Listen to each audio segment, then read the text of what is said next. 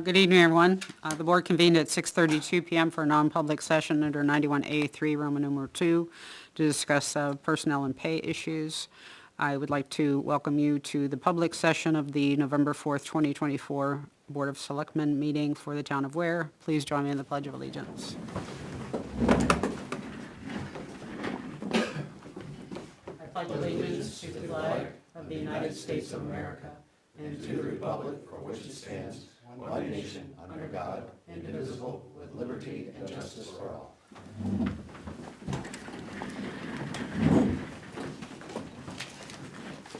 Thank you. I'd like to take a moment of silence for a longtime resident and volunteer. Bill Tiffany passed away this week.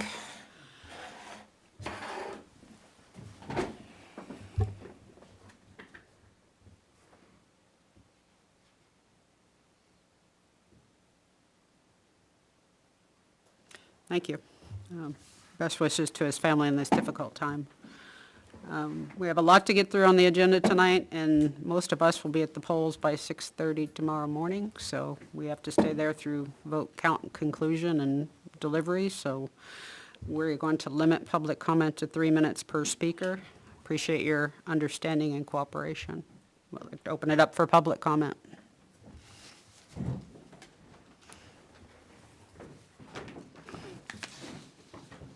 Frank Campana. See on the agenda, you're going to set the tax rate tonight.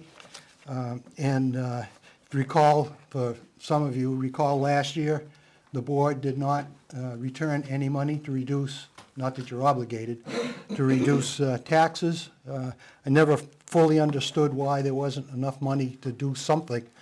But just as a brief go back, at the end of the year, this is December last year, you did have enough money, around $63,000 for on-call bonus, because the highway department was short of drivers, so I won't debate that issue.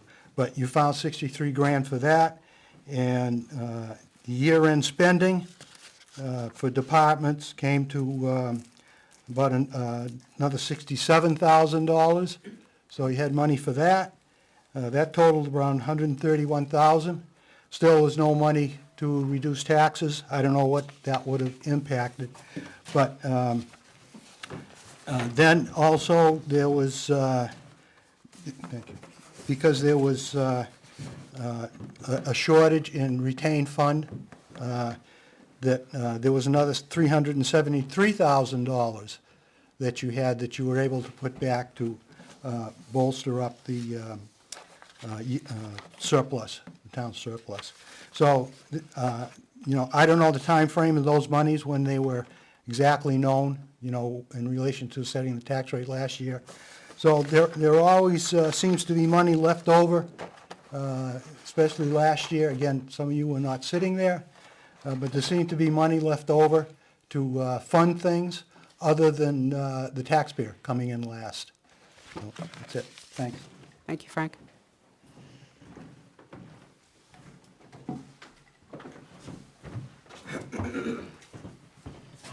Hi, Tom Flaherty, Sunrise Lane. Just a quick announcement that the Cemetery Trustees Advisory Committee held a cleanup day last weekend on the John Gillette Cemetery in North Ware. Hadn't been touched for a number of years. I just want to thank the volunteers, there were about 11 people that showed up, and it was a nice day, and it was great to clean up a cemetery that had been not been in for quite a while. It's cleaned up, so I want to thank all the volunteers. Thank you for coordinating. Anyone else? Okay. All right, before proceeding with the agenda, I'd like to make a motion to seal and restrict the minutes from tonight's earlier non-public session. We met under 91A3, Roman numeral 2, paragraph A. This requires a roll call vote and 2/3 affirmative vote. Is there a second to the motion? Thank you, Selectman Bloom. Roll call vote, Selectman Drury? Yes. Selectman Bloom? Yes. Matthews, yes. Pratt? Yes. Okay, motion passes. Thank you. All right, I'm going to start with Chief Rourke. So I think we had a couple things for you, Chief. One was we wanted to go over the hiring process just to make sure that all that's set. And then we had got information about a hazard mitigation plan grant, and we had a few questions on those. I don't know if you got those from last week's discussion or not, but I'll start with the hiring. We've had several meetings over the past few months. Way back in 2023, as you know, the warrant article number 20 moved the town dissolved the Board of Fire Wards and moved the fire department under the Board of Selectmen. And that was NHRSA 154-1-1B was in the vote. And that states that the hiring decisions come to the governing body. And then 920, I believe, gathered all that up, got it over to you. And 2 weeks ago, I believe we met and signed off on the balance of the staff appointments and hires that were done during that period.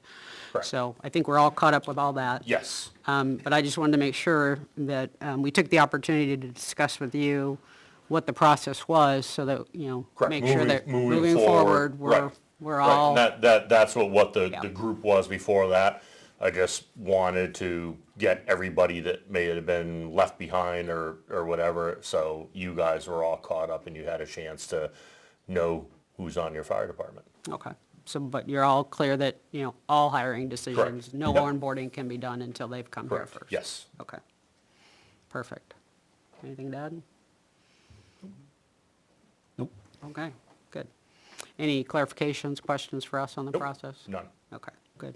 Well, I appreciate you continuing to look for qualified and capable personnel to work on the team, so. Yep, we still currently have one opening right now for a fire captain, and that's being advertised through the town and through the Fire Academy website. And some postings have been put up in the hospitals and stuff like that for people coming in. Hopefully get like a lateral transfer would be great. It would. Last Monday, you sent us a follow-up on a potential grant for hazardous mitigation plans. It was $9,000 in grant funding and $3,000 from us. And I apologize, I think you sent that to us in July, and I completely missed it. So thank you for the follow-up, and apologize for missing that back in July. Couple questions we had, I don't know if you got those or not in advance. If not, I apologize. We talked about it last week, is when does the offer for the 9K part of the money go away? I think that has already expired, but I have a phone call into the office to try to see if something could still be done with that. So I will hopefully hear something back this week. Okay. And if it is still available, where do you think the 3K would come from? The That is our part? $3,000 has to come out of emergency management, which there's no budget in emergency management. So that was why when I sent the email, I asked, how would you like me to proceed Right. with I did. it? Because pretty much everything in emergency management got put down, I think, to like $200 or $250. So there's no budget anymore in the emergency management line. And really, it can't, I mean, it shouldn't and it can't come out of the fire department budget because it's not fire department, it's emergency management. So Right. I don't know. That's why I'm kind of asking you guys Yeah, where you want it to come out of. Sometimes people have ideas So- on, hey, if we did this, this, and this, it Right. would work. Oh, sure. So- And then how old is the current HMP? Do you have any idea? I believe it's three or 4 years old Okay. right now. I could get you a definite date and send that to the board and when the last one was, the month and year. Do you have any idea who would do the work? Well, we could go through the current people who are working on our emergency operations plan now, which is moving along. We could go through them, or I could contact, again, if I could contact when they call back from the state, I could find out if they use someone specific or if they would do it. I can also look on the old hazard mitigation plan and see who the town had do it last, that would have been through Chief Vizina, who had it last, I believe. Okay. So I could look to see who did the work then, and we Okay. could contact them again. Yeah. I think Southern New Yeah, Hampshire. yeah, I vaguely remember something when I looked at, As a group, we collected one from every department and went through chapters yeah. over at the station. And this, I would imagine, would be a little bit easier than the emergency operation. And the emergency operation plan was very old. The hazard mitigation plan is relatively new, so it would just be kind of Least recent. more like just touching up of some things and names and contact numbers and stuff like that versus trying to do a plan that's out by almost 20 years or 15 years or whatever, so. Okay. And the last one may be more of a question for Beth or T.A. Bolton, but the public hearing requirement is anything over 10K for a grant acceptance. If it's under 10K, it just needs to be on the agenda. So is it 12K or is it the 9K that we're accepting that gives us that threshold? I have absolutely no idea. I would say it was the whole grant amount. That's what I was thinking, and just our portion of it is just part of that. Okay. So if you get a response back that it is still a viable grant, Yep. we're gonna have to have a public hearing, Okay. just so you Yep, know. absolutely. I'll find out if it is still available. I will find out how long more they can squeeze that out. Okay. Again, I apologize for missing that, so, sorry. It's okay, hundreds of emails, So, you know, but so. Anything else? anything else? Nope. Okay, thank you, appreciate you staying tonight. Nope, no problem at all. And I'll email you guys with some results of that. Okay, Okay. thank you. Thank you.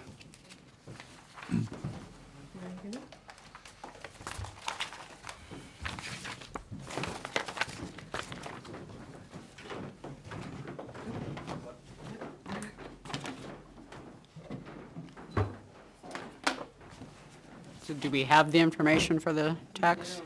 Okay, all right.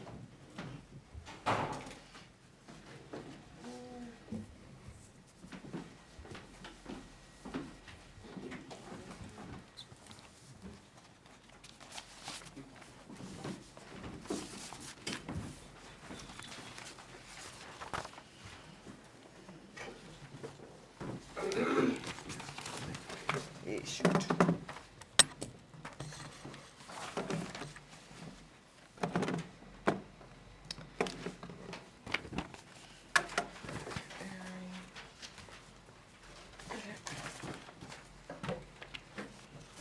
So while the computer warms up, I'll just go over what's in front of you. On the first page is the town's portion of the warrant. It's Articles 6 through 27, and the results are how the voters voted last March. So if the article failed, I just graded out, there is no appropriation, there's no revenue, we don't raise any money from taxation. So as you can see, the voters approved an $8.2 million budget for the operating budget. We were able to collect almost $4 million here in the town office building to offset that. So the raise from taxation will only be $4,265,000. The other warrant articles are exactly how they were written on the warrant. If there was an offsetting revenue, it would be in that column. So as I've said numerous times up here, our 2024 approved budget was $9,844,448. The town also is responsible for the veterans credits, so we have to raise an additional $221,400. And then for overlay or abatements, we have to add about $10,000. So we need to raise $5,423,211 through taxation. And if you look on the second page,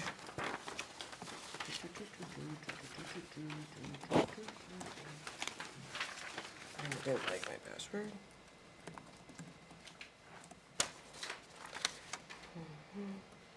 I just did a quick recap of last year versus this year. So last year, the town needed to raise $4,858,000.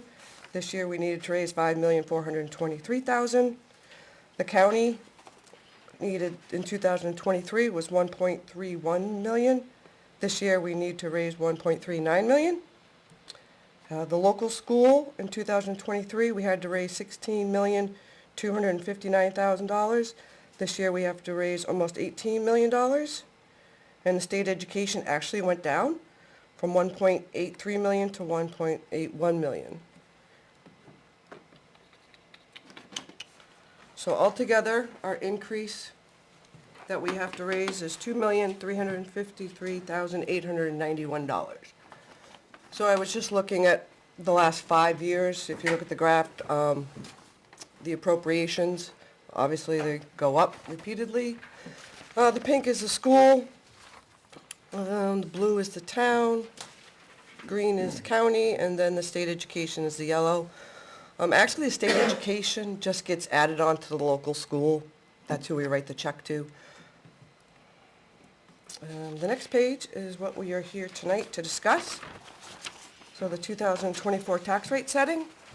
So up in the upper left, it had our unassigned fund balance from 2023, which we had $1,993,346 left over. Well, that was in our unassigned fund balance. There was $263,263 worth of warrant articles that asked to use funds from the fund balance. So that leaves our available fund balance for tonight, $1,730,083. Could you spend some time explaining to us in the audience what that actually entails, the 1.7 million? Okay, so the 1.9, we have an unassigned fund balance, so when we have a surplus of revenues over our estimated revenues, if our actual revenues are higher than our estimated revenues, that would go into the unassigned fund balance. If we come in under budget, that balance also goes into the unassigned fund balance. So our 2023 tax rate, the town was $3.76, the school was $12.60, the state ed portion was $1.46, and the county was $1.02. So 2023's tax rate was $18.84 per thousand. Right now, if we use none of our fund balance, we're looking at the town being $4.17. Yep, am I looking at that right? Yes, $4.17.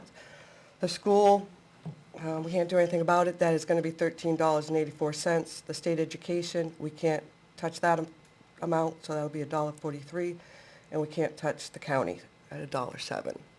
So if we don't use any fund balance this evening, our tax rate's gonna be $20.51. I did do, and that is with a retainage of 5.57%. The DRA and the GFOA suggest that we keep between 5% and 17% for a fund balance. So I gave out 6 options. I can do more if you'd like. The first option, which would be A, we don't use any fund balance. Option B, we'd use $100,000 of our fund balance. That would keep our retainage at 5.25, and that brings the total town tax rate down to $20.43. Option C is if we keep 5.10% retainage, use $148,000 of our fund balance, the town tax rate would be $20.40.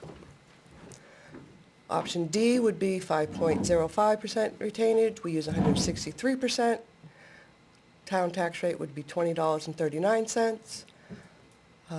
Option E, if we retain 5%, we'd use $178,000 of our fund balance. Town tax rate would be $20.39. For my own information, I just wanted to see how much fund balance we'd have to use to get the town portion of the tax rate the same as last year's, and we'd have to use $540,000, which would leave us a retainage of 3.83%. And I was just doing that to see Which how much. this board can't do without DRA approval. Correct. I just wanted to see how much we Is had that to use, correct? Okay. just for curious reasons.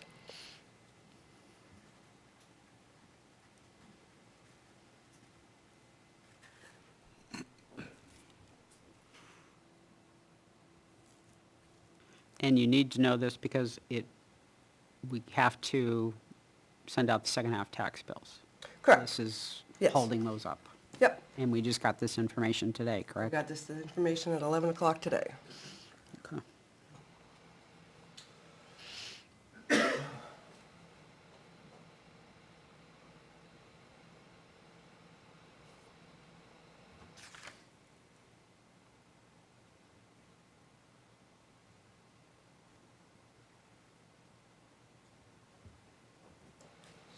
If there's another retainage or another amount you want me to run, I can do that.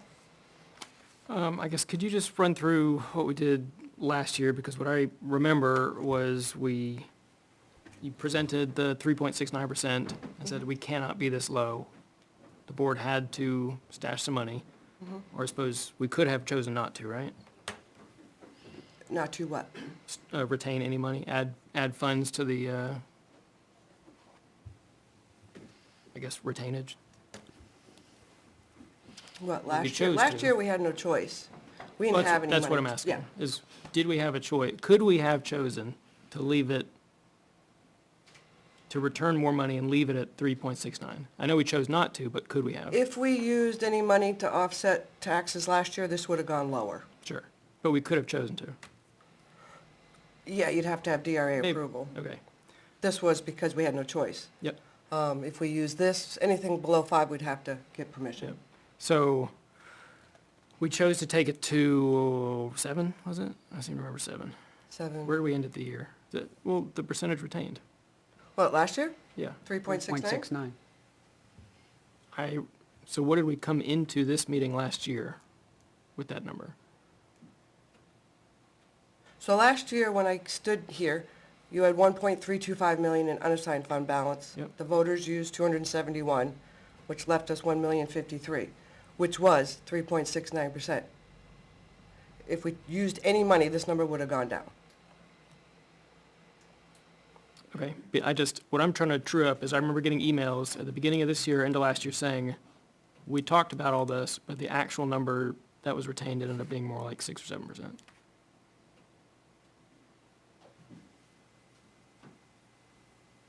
So I can, Yep. I suppose, follow up on that.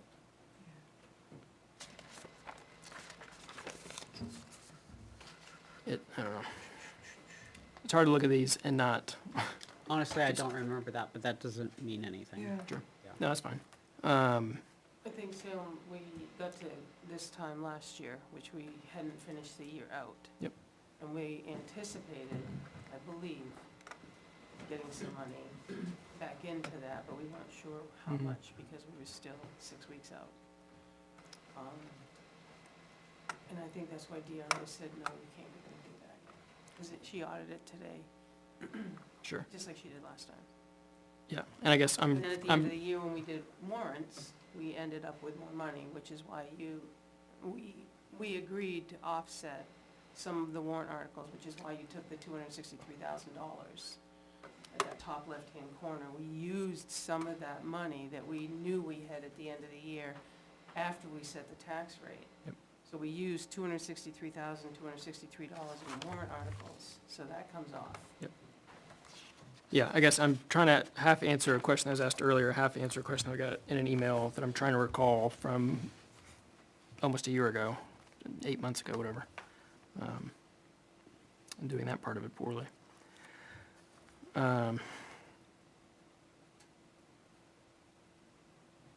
But yeah, it's kind of the soapbox momentarily. It's hard to look at this and not feel like, doesn't even matter, the school budget's ridiculous. Like, Well, what that's knives we true, have to turn in my opinion. barely move, like, we can move 12 cents versus over almost $14. We, like, More than that when you add the state in there. yeah, Yeah, I'm looking on the DRA portal right now for 2023, and the numbers are exactly, that's here. okay, Yeah, I think Even the that 3.69 the still- difference, if there was any, is because this is an estimate of what's gonna happen in the last 6 weeks versus what actually happens in the last 6 weeks, sure. 7 weeks from now.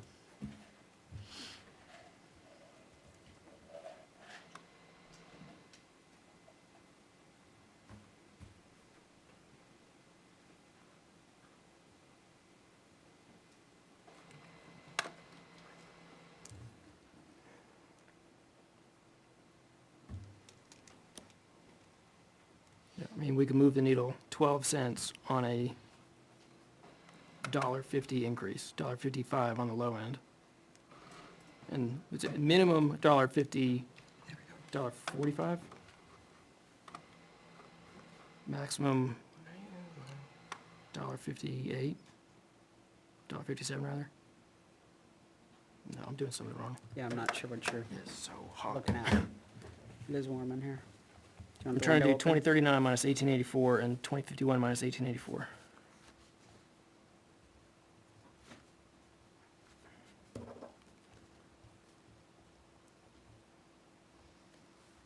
So 2039 minus 1884, 155, and the other one would be 167.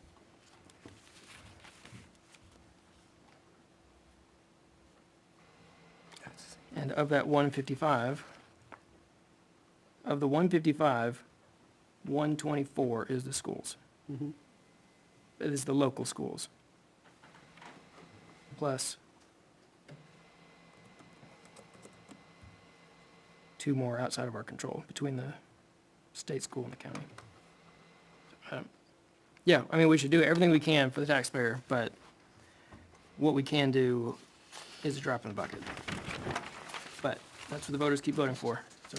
well, I was just about to say the same thing. You know, there's only so much we can do if the voters vote this in. That's what they said they wanted. We have no control over that at our level. That's what they said they wanted.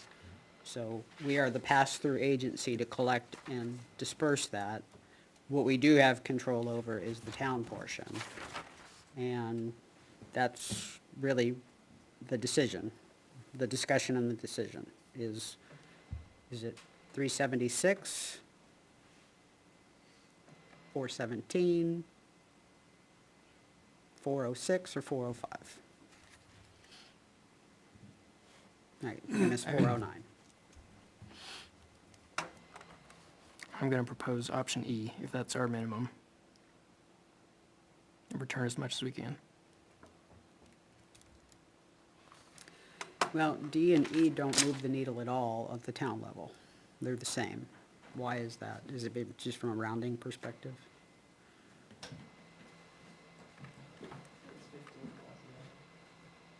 Yeah, is it just rounding? Yep. They're both. I was just double checking that, thinking it was an error on my part, but 163 is 5.05, and it leaves us with 405. Yeah, it's the same. So if we selected D over E, what does that do to the majority of the taxpayers that have to pay the bill? Is this like, you know, will they see pennies, or is this gonna add up to dollars? Just curious. Scenario.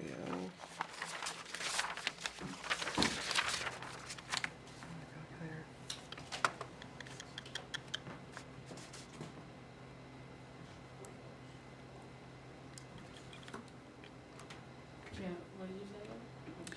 D and E, 5.05 versus 5. Right. They're both a tax rate at the town level of $4.05. Assuming it's rounding, It's rounding, yeah. when it trickles down to the taxpayer, when they get their tax bill, are we talking pennies, or are we talking dollars? Well, it's going up. 376 to 405. No, between those difference two between 'em. options. Yeah, is it pennies or dollars? I'd say it's dollars, because you're multiplying by 1,000. Okay, All right. thank you. Okay, so Salem said he's in favor of E. Thoughts? So again, so this is an estimate. Revenues could be more in actuality. Oh, yes. Which our retainage would then go up Nope. at that point For next year's. Well, Yes, I'm sorry, yes. for next year. For next year's So tax setting. that wouldn't count towards so if we're at 5, the revenues are increased, our retainage doesn't go up No. as the revenues increase? No, so once we set the tax rate today, Yep. revenues and expenditures are done. These are actually 23's revenues and well, shouldn't say that. The fund balance is left over from 23's. Okay. So if there's any surplus of 24, you'll see that next year on the 24 unassigned All we'll fund do balance. is have the growth in the fund and then. Yeah. Okay. But it won't impact the tax rate. Correct. That gets Yes. set and that stays. Yep. Nothing's gonna change it after we say this is. No, it, in my head is, well, the retainage, if we get more in revenue and the retainage goes up, then are we okay going lower because it's gonna go up, but that's not the case. Yeah. If we set our tax rate in January, it would be wonderful. Yeah. Right.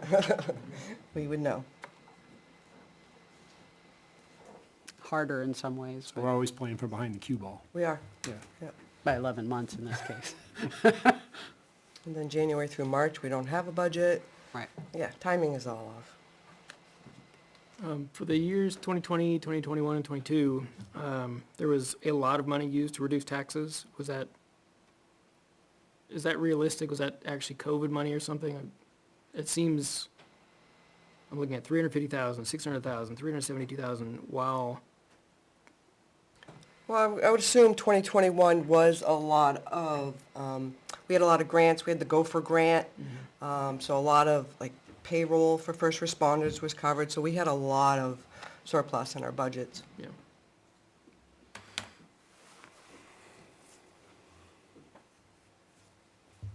Yeah, and really, I'm asking the question for, in the next 2 or 3 years, when people start looking back, like, well, why did you guys start cutting so much? Well, we didn't, those were just outliers. Yes. Look back earlier than even 2019.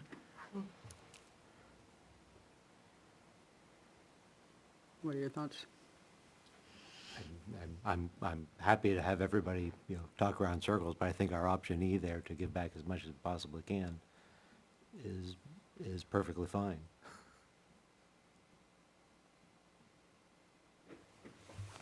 Agreed.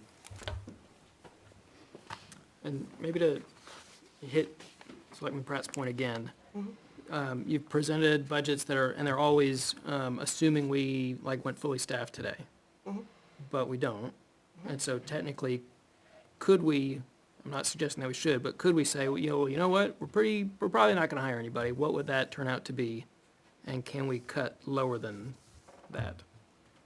Not for the 24's tax rate, but once we close the year and we have the surplus due to vacancies, when you guys go to do warrant articles, you can offset. Next year at this time, you won't have that fund balance, but you're using it to offset warrant articles that you believe should be. Including Approved. the proposed budget? Mm-hmm. So, okay, so what if, So it can be used on the proposed budget? so what if, and again, I'm not suggesting this, I'm just trying to figure out how it all clicks together. Yep. What if we put forward 0 articles as a town and our proposed budget was the exact same as the default budget? What happens to this leftover extra money at the end of the year? If we say we're not gonna put it towards anything, what does it actually go to? No, it just sits in the unassigned fund balance. And then we would do this next Next year year. with that much money. Yep. Okay.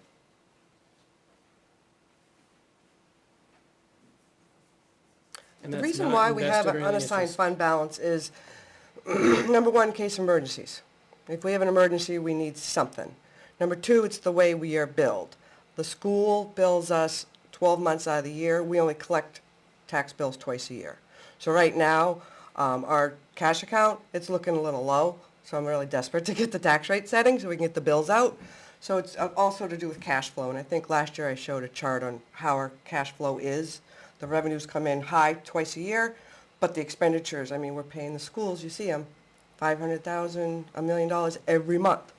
We're not collecting revenue every month, so we need to really keep that cash flow, an eye on it, and if anything ever happened, it's there, but Yeah, well, I remember part of the discussion last year was around being unsure about the DPW, the landfill cap, and not knowing if we would get the money for that, or if we need to pull from this as an emergency fund, and we didn't, and as far as I know, we don't have anything looming like that, so I don't feel compelled to bolster this more than we have to.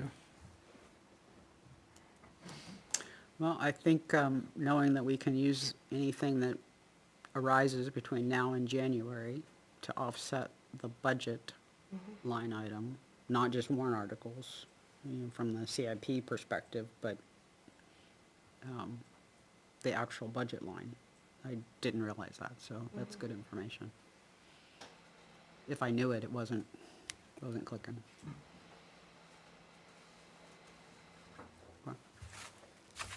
Does that change your E? Nope. Okay, all right. I'm hearing you unanimous, we'd like to go with E. Do you need a vote? Yes, please. All right, how much fund balance to use? So I'd entertain a motion to keep a 5% minimum amount of retainage as directed by DRA and use $178,000 from the unassigned fund balance to offset the 2024 tax rate, and the tax rate would be $4.05 for the town portion. Would anyone like to move that? So moved. Second? Okay.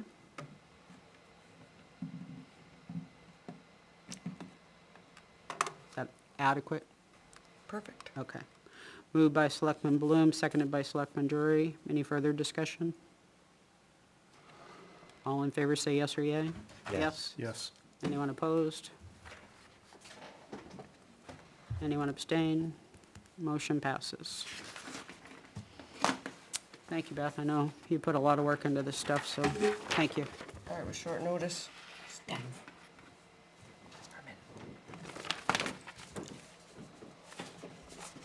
So just what happens now, just so you know, is it goes back to DRA, they do their magic, make sure they agree with everything one more time. Then Avatar comes in, they're coming in on Thursday, they're on the warrant, and then once the warrant is done, I'll send out an email, people can over the weekend to do it. So that Tuesday, start running bills and get them up, Okay. which is about the same time that we did last year, maybe a week ahead. So I've mentioned this before, when you print, there's a time and place to, so I would really like it to be where that is only when somebody's sitting in this office, on this Okay, floor. And I've thought a lot about that. We've cross-trained the four of us that are here. Uh-huh, So the four of us are here can take tax money 5 days a week. So by putting those hours on, so if someone comes in Friday, I don't take their money. I'm not suggesting that. And I'm so just we do have suggesting a that workaround, though. somebody available to take the taxes And we whenever do you have a- advertise that somebody's here to take the taxes. Yeah, and we have a workaround, so they can see Mary Ann, and I can run downstairs, you can do anything. Because there's only the four of us here. Yeah, well, it's very difficult for some people to get up those stairs to Yep, find you. and the sign, you can see, and one of us runs downstairs. Yeah, so maybe it's not just pay upstairs, it's, call this number. Yeah, sure. Maybe that's it, I don't Well, we know. always said, Something, I have assigned it to see the building department, so the town clerk's not bothered. okay, And then Mary Ann can either help them, or she can call Beth. okay. But there's only four of us right now that do it, and I don't want someone to come on Friday and say, sorry, I can't take your money. Well, I don't remember the exact, but the RSA, I think, says you only have to have 4 hours a month. Yeah, So, I know, but I know we're we trying want to to- be more But we service-oriented also, than that. When we open to do the Yeah. the 5/10s, we open to do 5/10s.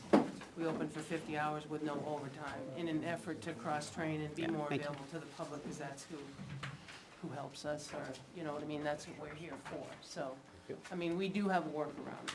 Okay. Thank you. We'll make it work. And by signing, it's actually a sheet of paper that you're going to have for us to sign. Yeah, That's what we're talking about? We have to still. Okay. I just wanted to make sure I once we understood. just confirm with the RA, let them know you said it, and then they make a thing and sign it back to us, and then Avatar does what they have to do on Thursday, which the warrant ends up being, we've saw it before, I don't know, whatever, it's big, Yeah, and then there's a cover sheet on the top for you guys to sign, I'll let you know everything. okay. Thank you. I'm just gonna summarize briefly, just a couple of things off the chart. So just for those following along at home, we used 178,000. So that means that the tax rate versus 2023 will increase 8.2%. Just for those who are curious. The total rate. The total rate will go from 1884 to 2039. 8% of that is the town, 10% of the school, -2 the state school, 5% the county. Yeah, I'm sorry, I made it sound like those are the percentages towards that 8.2. Each of those increased. The town increased 8%, the school increased 10%, the state went down 2%, the county went up 5%, for a total increase of 8.2%. The part we had control over, we spent 178,000 out of the fund, and that shaved 0.7% off. preventing the town portion from going up 11% rather than the 8% that it will be going up. Excellent recap. And if you slashed the entire town budget by a third, it would cover the school increase, Just the increase. just the increase. Not If the I school did the operating back of my budget. napkin math here, yeah, Not the operating budget, but just the increase amount from what they voted in last year. yep. Okay. After talking about all that, we're just in a really, really great mood here, Chief Moore. Oh, all What do good. you have for us? So, 2025 budget presentation, my budget presentations, I have two of them. Both of them are available on the police department's website. The first one is about 61 slides long. It covers every line in my budget. I'm doing the abbreviated budget tonight, which are just any lines which have either adjustments down or up. The handouts you got, the first one are the police and animal control 2025 proposed budgets. What you're looking at with the colored lines, if it's orange, it's a non-discretionary increase. We're going to have to pay that increase. If it's yellow, it is a discretionary increase. If you flip the page, you'll see where I've broken those down. And on the discretionary increase, I've rank ordered if you want to approve any or none. It's up to you guys. And then the entire budgetary presentation, just the discretionary budget. All right, so first we're going to look at what the police department does. It's a question, people don't see us because it's a large town. There's only usually two of us on at any one time. Calls for service over the last 19 months, and why we use the last 19 months is everyone's aware we put out a monthly publication, information from the station. That's when we got the media request, requesting information on the offenders who were arrested. So we were able to see where the offender was actually a resident of, so we could track whether it was a where resident or someone from out of the area. Calls for service have increased over the last 19 months. There is a trend line on each of these. Correlating to that, our self-initiated activity, being motor vehicle stops, have increased 222%. Compared to the second half to the first half. Directed patrols, that's where we get citizens' informations on areas they'd like us to focus on. Those reports from citizens have also increased. Citations issued, naturally if the motor vehicle stops go up, citations increase. But just to point out, one of the benefits of living in a small community, one of our primary functions is just to educate, not to come across with a heavy hand. So 82% of our stops are just verbal warnings. We only issue citations about 18% of the stops. And you usually see those when it's in the monthly publication. They're usually pretty serious offenders, particularly when you're getting about 15 miles over the speed limit, or you're driving without a license, or you're operating under the influence. Going to the next thing, due to these proactive efforts, we've seen a decrease in the trend line for accidents. As you're aware, because you have to approve me signing off of it, we partner with the New Hampshire Department of Homeland Security regarding different enforcement efforts. We have to report our numbers to them. Accidents are one of those numbers, and we saw a 23% decrease in accidents FY23 compared to FY24. We also saw, since the accidents went down, DUI arrests went down. So that's a good thing, particularly when we're talking about where residents. The trend line for arresting where residents who are driving under the influence have gone down because they see these proactive enforcement activities. They see us on the side of the road talking to individuals, making arrests. The non-residents who are just passing through town, they don't see that normally, so they continue with their normal pattern behaviors, and that has increased. Now, in conjunction with that, the Ware Police Department today was awarded a certificate of appreciation by the New Hampshire Office of Highway Safety, and I'll read it real quick. But I would like to point out, this is an individual effort of Corporal Valero. He leads our DUI program. He's the expert we have in-house, and he trains everyone else. It is a team effort because obviously everybody's out there making DUI arrests, but he's the driving force behind this. So really good job on his part, as well as everyone else for doing this. In recognition of your unyielding dedication to reduce crashes and saving lives on New Hampshire roads, including the enforcement patrols that were conducted in 2024 that resulted in 39 DUI arrests, your efforts have undoubtedly resulted in an incalculable number of lives saved.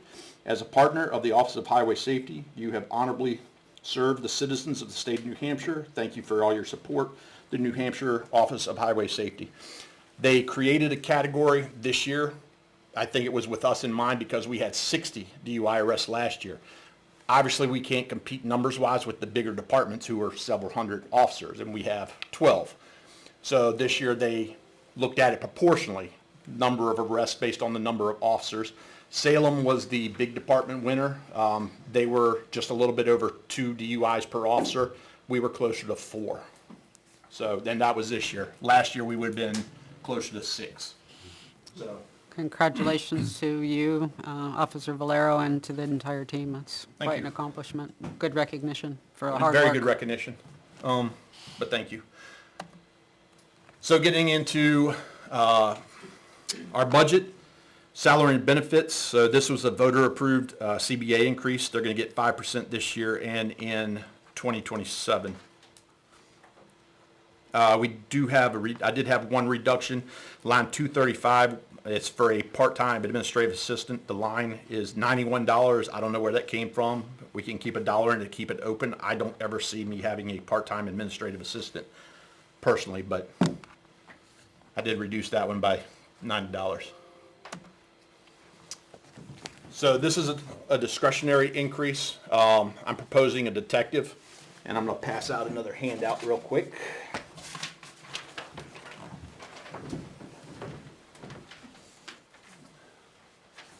This is a letter of support from the head of the Child Advocacy Center. You probably heard me mention we have a lot of crime against juvenile, and I'm going to read a portion of this letter. But we don't have an individual who we can train up at a higher level and focus on DUIs without making it an actual position. We just kind of, it's potluck. Whoever gets the call takes the case. It'd be much better to have that expert who is referred to all the cases and can partner with regional sources. Be more involved. We do partner with them already, but be more involved with them. Down to the third paragraph, in the last 5 years, the town of Ware has referred 61 cases to the Child Advocacy Center, including cases involving child deaths and multiple count sexual abuse cases. Cases referred by Ware have involved detailed, extensive investigations that have resulted in decades-long sentences. These cases involve our most vulnerable demographic and some of the most complicated and sensitive fact patterns. In addition to child sexual and physical abuse, we are seeing an increasing number of internet-facilitated crimes against children. And you've probably heard me mention this before. When I talk to individuals in those specialized teams, New England has a higher number as compared to the nation. New Hampshire has a higher number as compared to New England, and Ware has a higher number. We have a much higher percentage when we see this popping up online. She contacted us to say that, proportionally we have about the same number of cases as other jurisdictions around us. Our cases are much more severe, much more severe. And if again, I've mentioned this, I can't go into the case involvement, but if I could, this would be a no-brainer. My proposal is to add 6,720, and that's to provide a supplement to a detective, which would be pay and benefits. And that's the maximum it would be based on my top officer if he were to get that. We would have an actual process to, people would have to apply for the position if it was approved. And That's a burden number? say that again? It's a burdened number? Yeah, that's the most it would be. If one of my new guys got it, it would be much less than that. Any questions about that?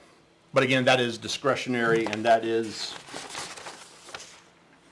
well, you can look at where it's at. It's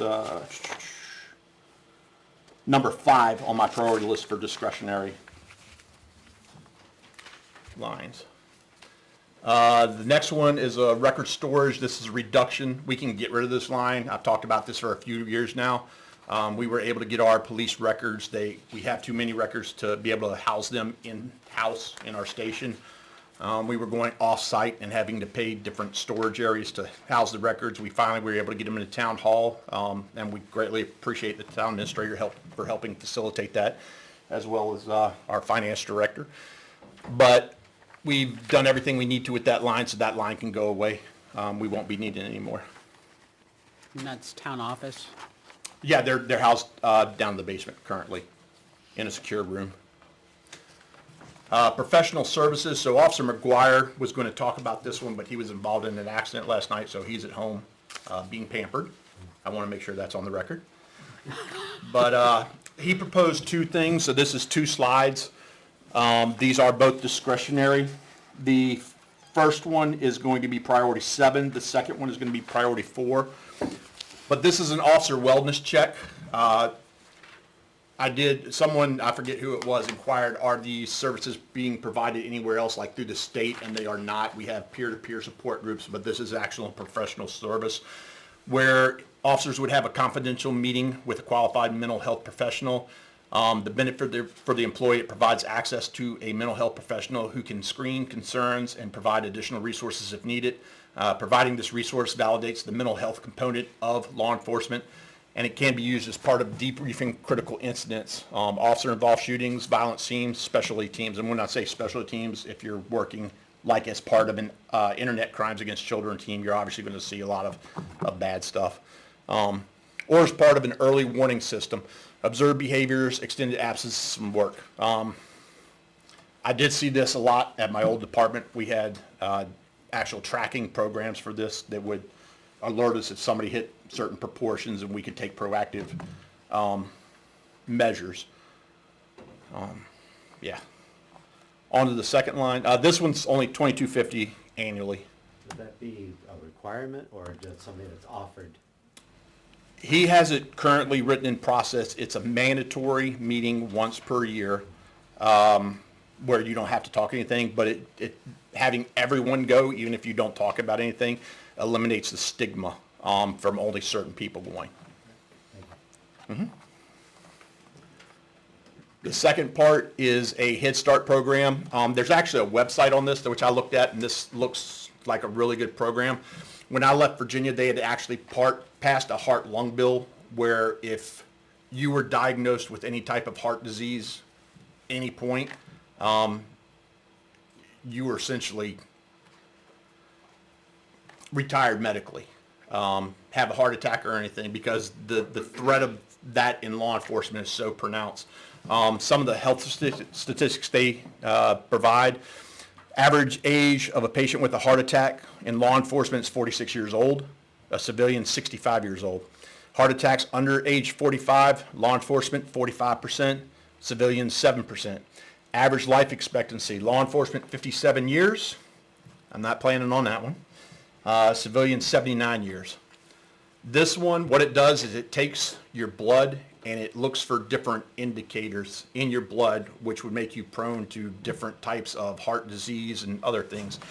It's a new system. It is science-based. It's a new system of cardiometabolic screening, which has been proven to detect cardiovascular disease more effectively than standard screening modalities. I guess that's right. The program has reduced, so it's already proven, cardiovascular disease among first responders.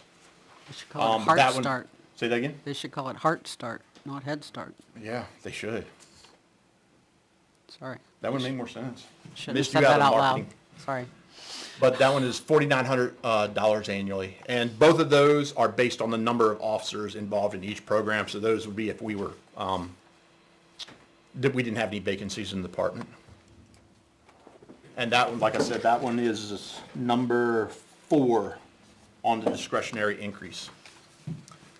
This one's a non-discretionary increase. Telephones, we just had an increase at $500 because of the car situation. We often use the command vehicles for patrol duties, so we put computers in those too. because we had to get air cards, service cards. It's about $500 annually to add them both to vehicle 1, vehicle 2. That was an increase in 1,000. So even though we saved $1,600 going to a different landline service, we had a little bit of an increase because this was underfunded before that. So we had a $500 increase to put the air cards in all the patrol vehicles. And we'll talk about the unreliability of the Dodges in a little bit, once I get to that line. Police dispatch, we just got the new contract in. They broke it up in 2 ways. It's a 3% contract increase annually for emergency communications services. So essentially their dispatchers are getting a 3% raise. IT costs have increased significantly. They had to get a new server, and what the server does, it houses all of our records, all our criminal justice records, and that was needed per the records management system, IMC. Microsoft cost significantly increased, and then there's going to be a data center refresh planned in 2026. This contract will help pay for those. I do have that contract available if you all want to review it tonight, or if you want to put it on the agenda for another night. I just don't know how busy you're going to be with budgetary items moving forward. Can you send it out? Can you email it out? Yep. Yeah, I think we just got a summary. We didn't get the contract. Okay, will do. I think did we? I thought the contract was in it. Was it? Yeah, I Okay. thought so too. But Okay. Apologize. I can send it back out. No problem. I think he sent it Thursday. Yeah, it was last week. Okay. No problem. We didn't need it signed tonight, so it's good. It wasn't on the agenda.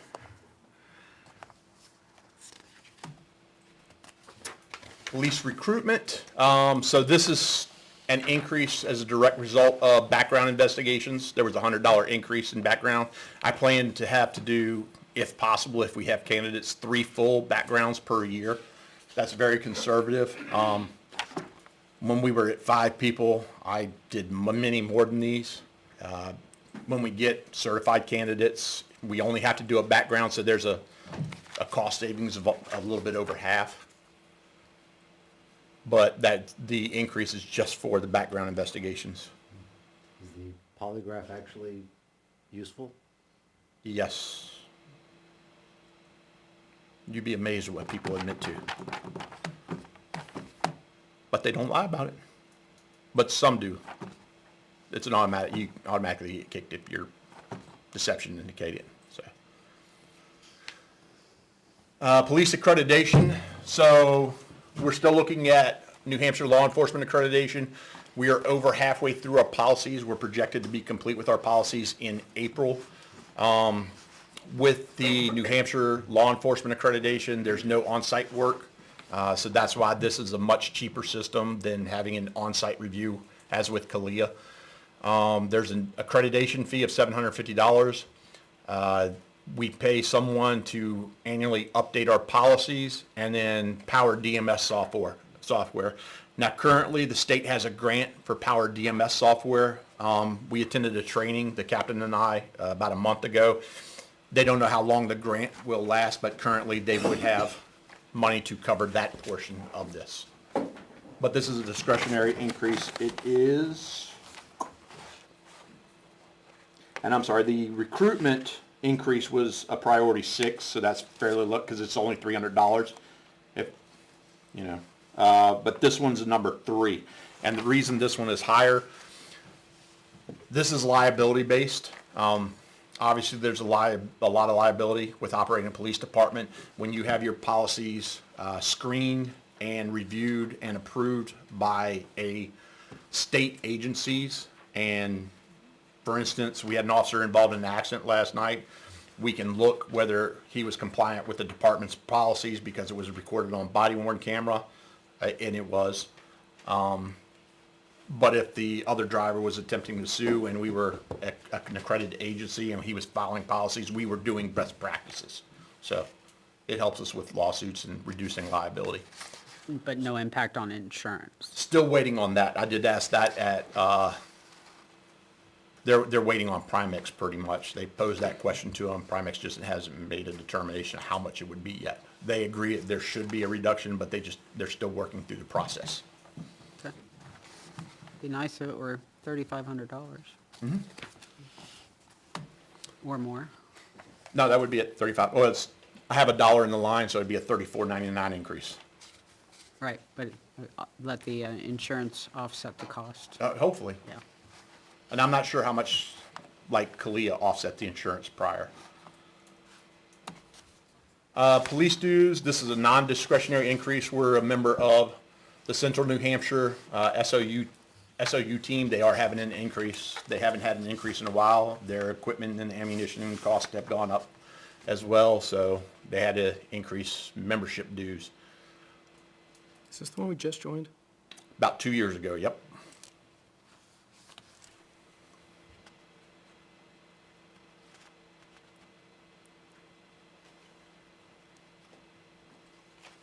This one is, oh, that's a non-discretionary. Well, sorry. Go ahead. And what have we used them for in those couple of years? What have we used them Yeah, for? like, I guess some examples. Advice so far, they haven't had to respond to a call out for us. We joined them after our incident where an individual was barricaded in a house, and that's when we put the drone up and he shot at the drone. Since then, we haven't had anyone where we've needed them. We've called them on warrant service attempts where we had high-risk warrant services and it didn't quite meet their threshold, but you know, they guide us. We do send officer, or Corporal Valero is a part of the team. He does get training from them, which he then brings back to train up the other officers. They're looking at a couple different things they pitched to me that we'll do within our current budget. It just won't be this year. When I have a little bit of money in some different lines, I'll be able to get him supplies he's looking for to help provide training opportunities. Okay. But you're happy with it? Yes. Yeah, they gave me the policies, was one of the first thing in the call-out procedures, and that was a great resource. They're close, their equipment's looking in Concord. Even though the majority of the members of this team are more northern and western, if we were to join the Hillsborough County team, they're based out of Londonderry, so you're talking an hour response time, 45 minutes to an hour. Well, we get state police here by then, which are free. So if we had a critical incident, there's 3 levels. There's us responding with our command vehicles to take immediate control. These guys coming in, because they're going to be our closer resources, taking over the scene, and then state police coming in and taking over if they need to. They, you know, depending on it's command post base, so they might need to not take over depending on what's going on. So I guess just talking through it, like the pipe bomber. Mm-hmm. Like, were they called initially and then weren't needed, or They weren't needed on something like that. just jumped straight past them? That was more federal resources, and state police with the bomb squad.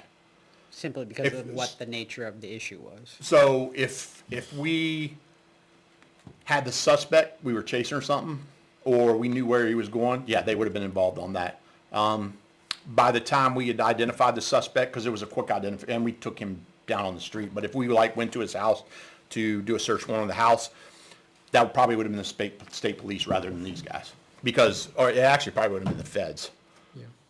you know, because they're involved now. DEA more than likely would have done that type of search warrant. Okay.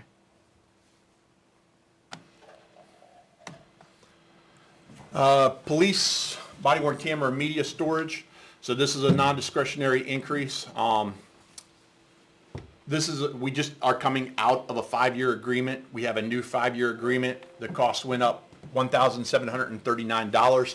It's for licensing media storage for 15 BWCs. The current contract expires December 15th. We must sign a new contract prior to that.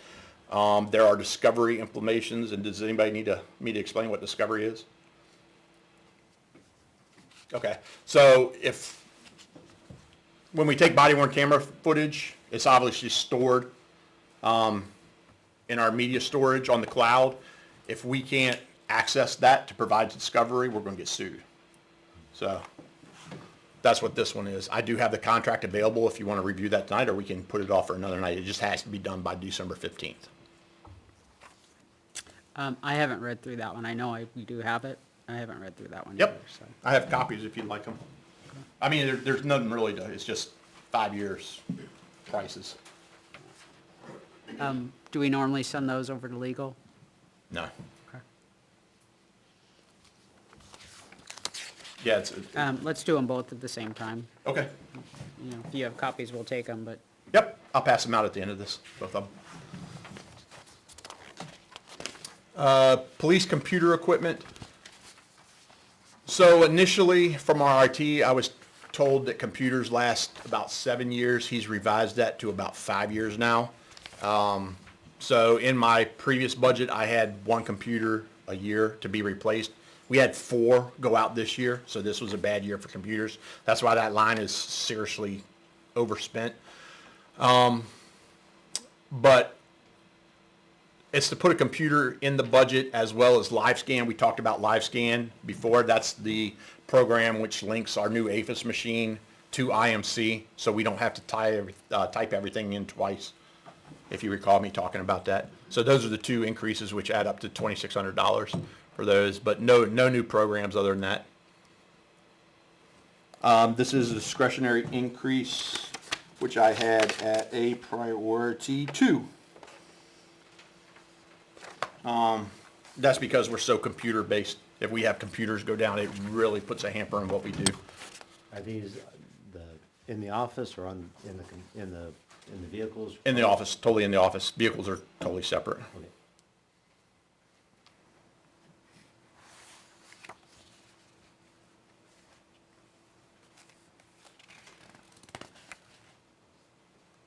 Okay. Okay. Police IMC server maintenance. So I'd watched that line about 3 years before I reduced it. And as soon as I reduced it, both of them went up. So this is IMC, what we use for records management for all of our records, as well as Leads Online. IMC is crime reporting management and reporting software. Leads Online provides real-time data and intelligence, so we can solve cases more efficiently and effectively. Obviously, these are at our core of what we do. The fees increased $1,710. It's a non-discretionary increase. Photocopier services. So we just renegotiated a new contract, which the board approved me to sign. The fee did go up $30, but it was going to go up several $100s if we didn't do the new contract. So, and we got a new printer out of it, which works great. So. Small increase, but it's still an increase. Police fuel vehicles, obviously you guys know you just set the rate for fuels, 8,500 gallons at $3.25, which is a tax exempt rate. So it's, if the citizens are looking at it, it's actually a higher rate than what they get, or a lower rate than what they get at the pumps. But that's going down by almost $4,000. Discretionary increase, this is police vehicle repairs. So Dodges are right here. So obviously 2 is in need of repair. That's a $4,800 repair for the transmission. We've got that one down. We're not going to fix that based on seeing what the warrant article does for vehicles. But if we look at the 2 other the Dodges, they're almost at $6,000 on each. My entire budget's $10,000, so just 2 Dodges are blowing my budget. and those are not 2024 Dodges, those are repair costs in 2024 for Correct. the Dodges. Correct. Okay. Yeah, that's including 2, but if we take 2 out, because 2's been parked for a while, and it was parked for a while prior to that too. When we look at the cars that are usually on the street, almost $6,000. Both of these are patrol vehicles. And we'll talk about this later, but my hangout with 2 is 2's only at 110,000 miles. 3 is almost $150,000 miles. So even though we're not planning on fixing 2, getting another 2 years, because it'd be a 2-year minimum out of 3, is just not going to happen with 150,000 miles. So it might be better to, at the end of the year, talk about it as an end-of-year fix 2, and then if 1 is approved, we send 3, because 3 will be about 150,000 miles when it's going. And I've got that information if you want exact mileage or anything.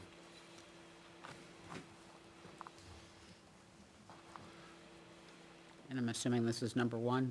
Yes. Obviously, we have to have vehicles to be able to patrol and respond to calls for help, so.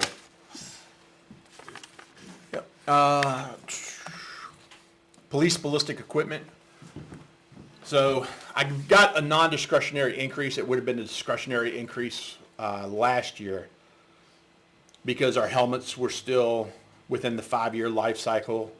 We didn't really hire anybody new. This year, I was the only one that needed a vest, so we didn't really need the 3 vests. In 2026, we have 6 people who are going to need vests. So unless we get on some type of plan and start replacing those vests early, it's not going to be we can wait till the end of the year. Once February, March hits, the town is liable if we don't provide bulletproof vests and something happens. It would be a bad situation. Last year, I'd asked for a shield. We didn't get a shield. We don't have enough shields that are functioning or that are under their 5-year life cycle that can go in each car. Trauma plates, we have a couple. We don't have enough for everybody. The helmets are probably in their last year. So we really need to get some type of program where this is in the budget and we can start providing guys with the safety equipment they need, or we are going to be in a world of hurt. And this equipment has to be personalized. Correct. Per person. It's not just you can buy Helm- off of Amazon and. Right, yeah. Helmets are small, medium, large. Vests are fit to the person. They're custom fit. Trauma plates, they're generalized, and the shield is generalized, so. Grant reimbursement, so this is discretionary and this is gonna be the low priority. As you well know, we get equipment through multiple grant sources. And I'll give you an example of how the timeline impacts things, where if the car was in the budget, it'd be a much better process, because we'll talk about that in a second. So the fiscal year just started with the state, so they put out an email, hey, if anybody's looking for radars, X, Y, and Z, we have grant opportunities. But if you get stuff like that, once they approve it, you have to put it in the car within 90 days. I don't know if I'm getting my car until March, so I can't even apply to it, so I'm sure if I know I'm getting my car. By then, they could either be out of funding, or I'm at the bottom of the list, because, so it helps a lot, because we'll talk about the cars in the budget here in a second, but also having a source, because most of those grants, we have to have a 25% match to be able to get the grants. Last priority on the discretionary list. It's just giving us a funding source if we need it.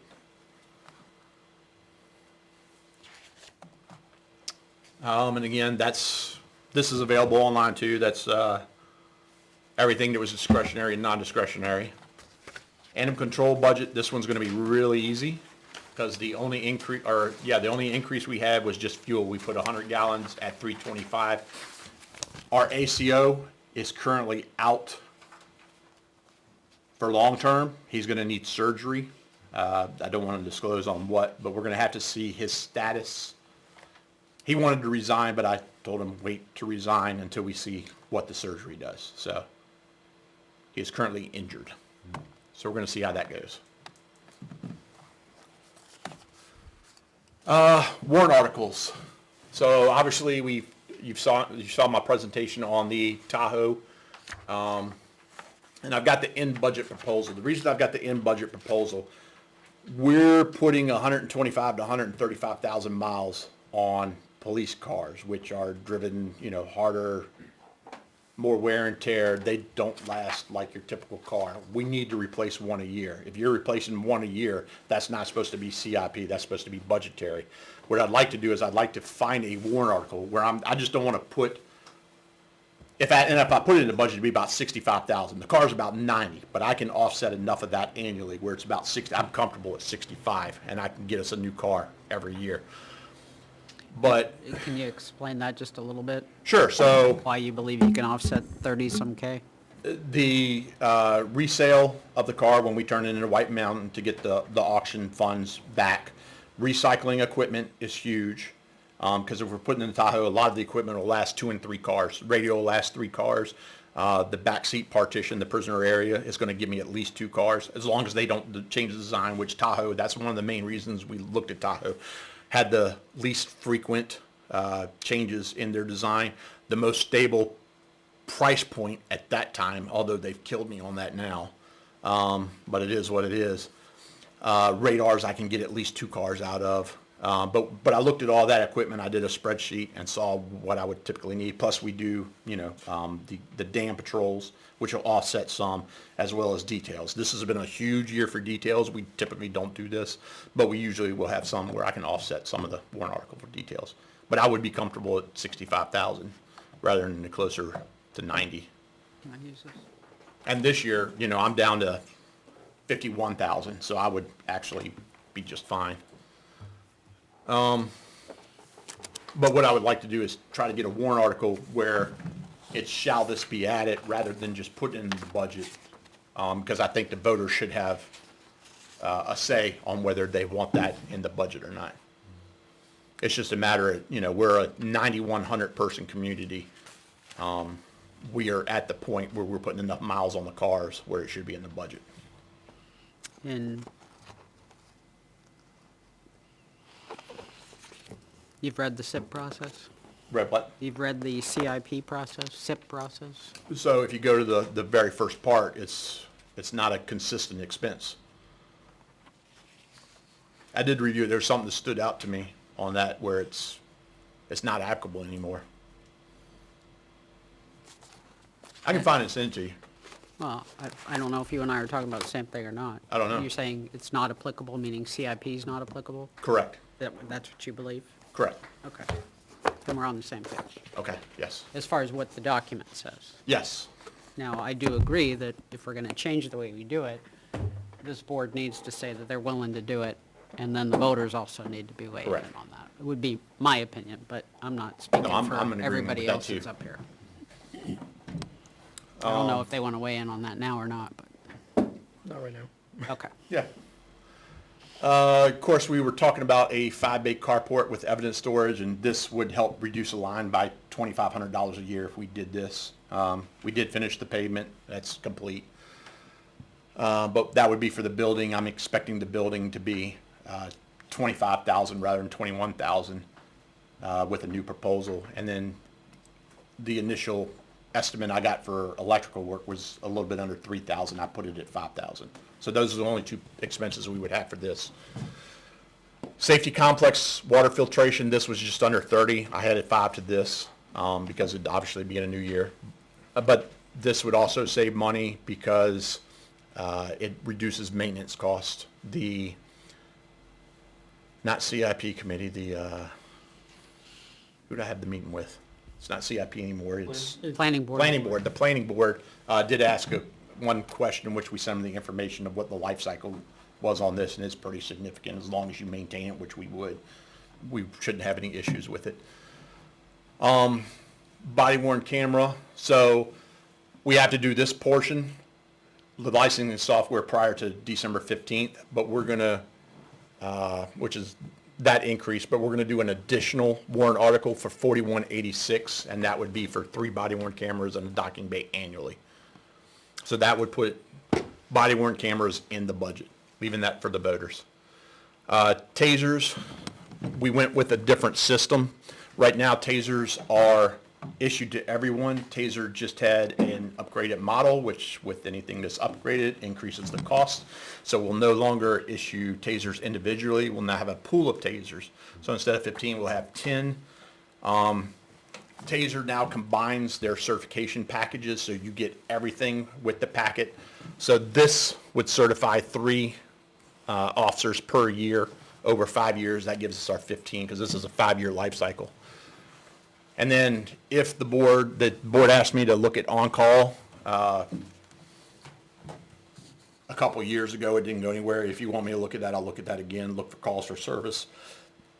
But just rough numbers, it'd be about 50,000, 50 to 60,000 for on-call to cover 3 a.m. to 7 a.m. But I can get more. We just did a very quick scan, seeing what was out there. Seeing if there's any interest in that. So, I kinda like it the way it is. no problem with Just that. something about it.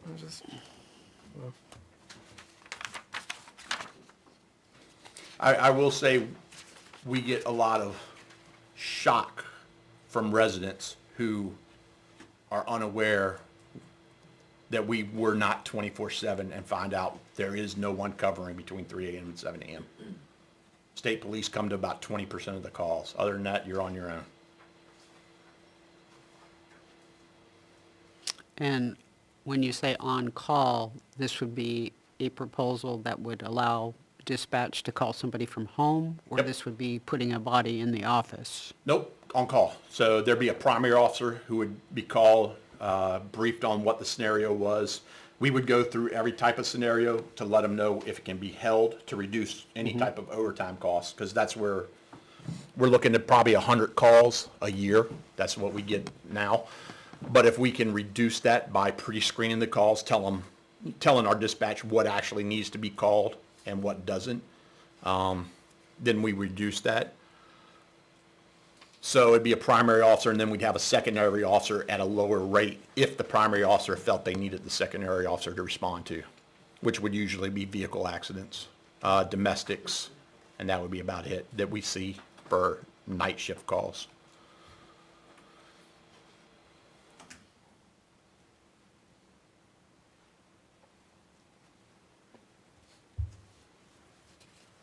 So, I asked a similar question last year. What do we do, for some of the equipment that is phased out, like you talked about, talk about getting 3 cameras and a docking bay annually? So what happens with what is being replaced annually? The old ones? Yep. Trash. We drill a hole in it. Okay. And we don't want to turn it over to other departments, because now we're liable if the equipment malfunctions, they're going to sue us, right? That's why Axon tells you to replace the stuff at 5 years. There's no Ta- white farm, no nothing? Tasers, we obviously don't drill holes in tasers. But I'm not sure what we do. We don't give them away. I know that. I'm not sure if Corporal Muse has them in a box somewhere, but they are absolutely off the street. Right now, our oldest taser, he just told me, I believe it's 2022, if I'm not mistaken. It might have been 2021 from when we bought it. And same questions last year. Bulletproof vests, For why not just sell them? it's liability.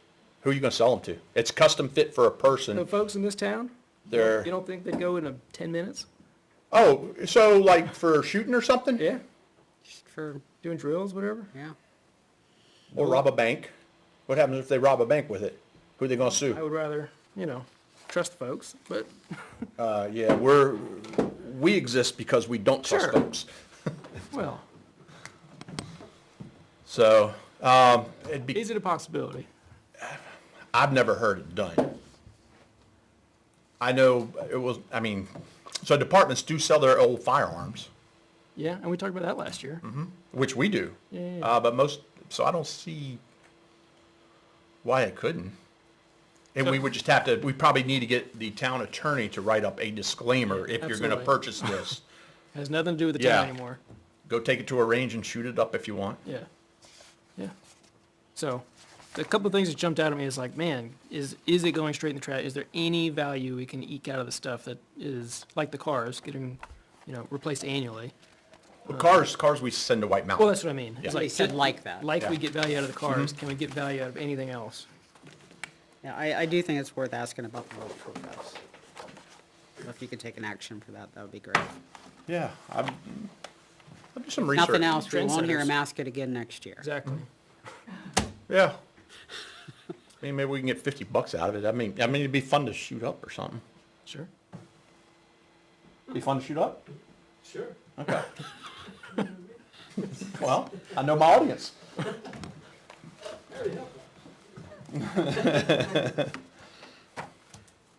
Any other questions? I believe that does it. So other than the 2 contracts that we're gonna talk about when we get together next time, which is 11/18, Okay? everything else is in this for 2025. I did have a telephone question. Yep. Like you talked about the tasers having a pool, would it be possible to do the, I don't know what to call them, but you said you put wireless service in each vehicle? That They're air cards. Air cards. are air cards. Yep. So, but we're not using all the vehicles all the time, right? Depends. Okay, Sometimes we do. okay. And if the car goes down, so sometimes, so Golftown is our IT provider, and they take our computers on occasion to provide updates also.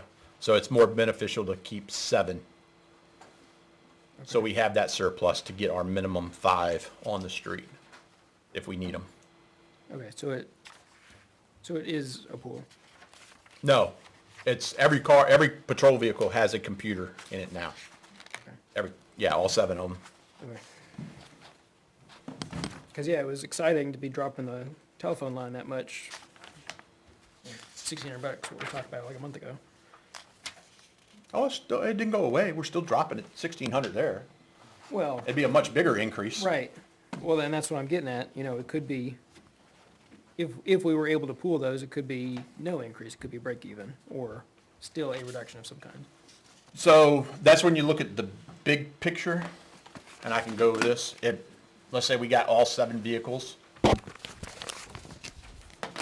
And you probably, maybe not. That's where that hot zone, warm zone comes in. One vehicle, which is gonna need internet access, is in the hot zone, that's me. One vehicle's in the staging area.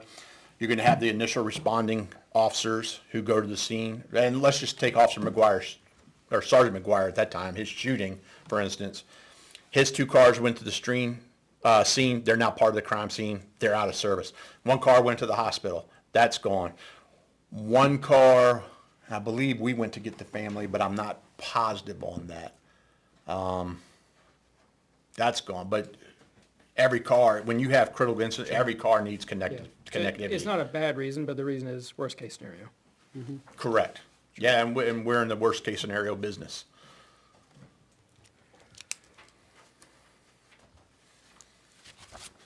So I know that you do this constantly, but is there anything else in this budget that you think you can scrub?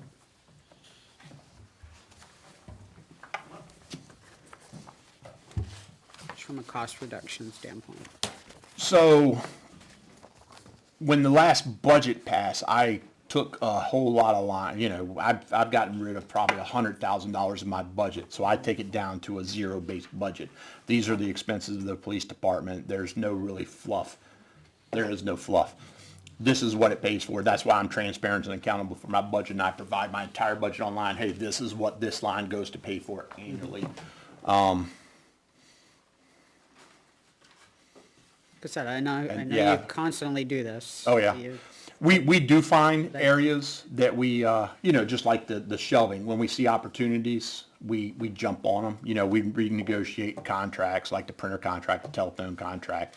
We're trying to get rid of our off-site storage sites. If we get a carport, we can get rid of that cost. But that's how we lower our budget, to look for additional options, and they just come up rather than just flatlining budget items, because they're all accountable currently, but we constantly assess to see if there's a better way or cheaper way to do things. And tasers, tasers are pretty expensive. We started looking at what other options are there, and you've got that netting system, which is kind of crazy, but they actually have taser gloves, which are kind of cool. I really wish I had those when I was an officer, but we do look at other options. We're looking, like our shotguns are due to replace because they're the non-lethal version. The rounds we shoot at them are about $6 each, and the officers have to shoot a whole lot of rounds annually to requalify with them. So we were looking at other options for that. Pepper ball guns, well, believe it or not, pepper ball is crazy expensive too for the rounds we shoot in them. They're like $3 a round. It's like, geez. So not really saving anything there, but we constantly assess what we can do different to try to save the taxpayers' money, because nobody likes paying taxes, including us. We're residents somewhere too. But I try to deliver a budget which is responsible to the taxpayer, provides a safe environment for the officer, and provides the services the taxpayers are looking for. And I believe we're doing that, which is why I started off with, what does the police department do? We're not sitting around the offices, we're out there, trying to, the number one concern of the citizens are traffic concerns, being speeding, and reckless driving, passing on so we're out there looking for those type of opportunities. You'll see our results monthly in the publication. I did this right, you're requesting a 2.5% increase, Is that for non-discretionary or all of it? all of it. All of it. Yeah, I think Mr. Kirk told me I was like 1.4 something last year, so. And again, I prioritize those discretionary increases. You can cut it where you'd like to cut it. And back on the police ballistic equipment line item 287, non-discretionary increase to adopt a life cycle management. This gets us out of all the year-end for vests and shields and hats and helmets and, It will. I might have a little bit here and there. but for the most part, we're For not. the most part, yeah. Once we adopt it, Right. I know what I've got every year. I do have an inventory. I would have to look at that inventory to see where it expires, to see what I need when. Helmets would be my only real concern. Ballistic shields were good. Vest I'll be able to catch up on.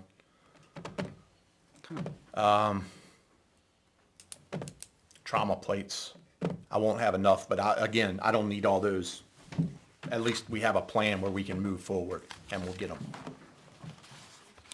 And- So, yeah, I doubt if I would have, it would be very insignificant, if anything, if I did have anything in the year. And the only thing I would see would be helmets off the top of my head.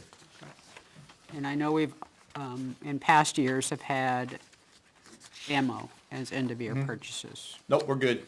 It's pretty much stabilized. That's, okay. Yeah, didn't increase that this year. All right. I mean, we're still obviously buying. It's probably half of one of my lines, and then I take it from a training line and another line too. For instance, we just sent Officer Berner to firearms instructor school. In the memo to send him to school, we had to send 1,500 rounds of frangible ammunition. Well, he needed another order before he even hit Thursday, I believe, so we had to order more, which, okay. But that was like another $450 like that, so. But he qualified, and it's a very hard school, so good for him. And he did very well at the range. Good. Any questions? Dispatch, that's the only place we can go. Yeah, so I didn't even know Bo no longer offers it. Like, no one is taking anyone anymore. If you're not happy with what you've got, do it yourself, pretty much. And you're talking, if we did it ourselves, it'd be hundreds of thousands of dollars. And the way I look at it, yeah, it's a significant amount, but that's less than one person to be a dispatcher when you look at the big picture. And, not only are we getting dispatch services, we're getting server capabilities, which we don't have to worry about. We get IT service for all of our computers. The Microsoft fees, which increase. So we get a lot out of that, even though it's a significant amount. Yeah. Hillsborough County is the only other one, which I believe, I just talked to Chris Parsons, who's Hillsborough. They're not taking anybody. He was telling me he's looking at the same kind of problems that others are. He can't take anybody because he's got to upgrade his server, this, that, and the other. He's like, if he could get out of it, he'd get out of it. Thank you. Anything else? Okay. All right, thank you very much. I don't know if anybody from the finance department has questions, or finance committee, rather? Or- It's just on. yeah. I don't know how much vests are going to be yet. Okay. All right, thank you, chief. Did not print out? Yep. That I could take Thank you, chief. You're welcome. And I'll give you all the other copies here in a second.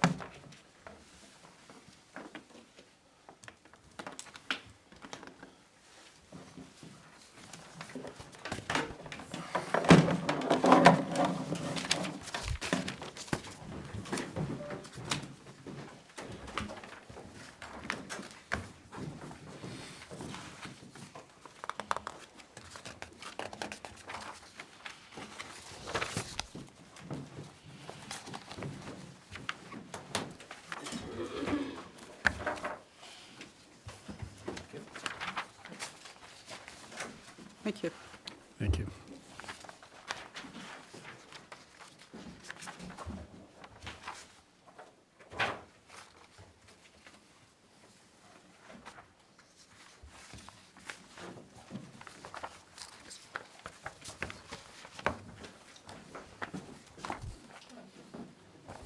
That's this one here, I think. That's, Yeah. And that should be everything. This reminds me, I had somebody ask if once the tower is up, they'd be able to put a ham repeater on it. That's up to y'all. Yeah, okay, I was like, I don't know, I figured you'd be the first person to ask. It's town-owned property. Yeah, okay, Totally cool, up to you guys. thanks. I'll ask two-way if it would interfere with anything. If you don't mind. Yeah. Yeah, I don't mind. It would Thank you. probably, they'd have to specify where it went. I don't think as long as they didn't get up by the microwave, it wouldn't. Usually when they co-locate, they're below. And so I don't know if that'll work or not work. Yeah, I don't know enough They about don't it. get in the way of the top guy, they down lower. I mean, there's plenty of space on the tower. Yeah, I can ask. Okay, thank you. You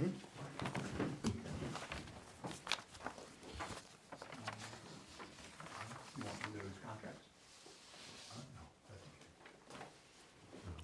Lease out tower Right, space. I know, I was, wait a minute. Well, you know, a ham radio is pretty much a,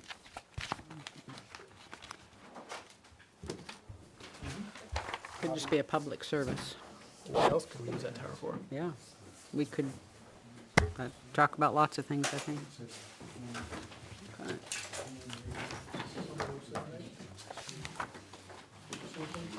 Maybe Verizon be interested. The entire. Or somebody, yeah. Yeah, cell phones.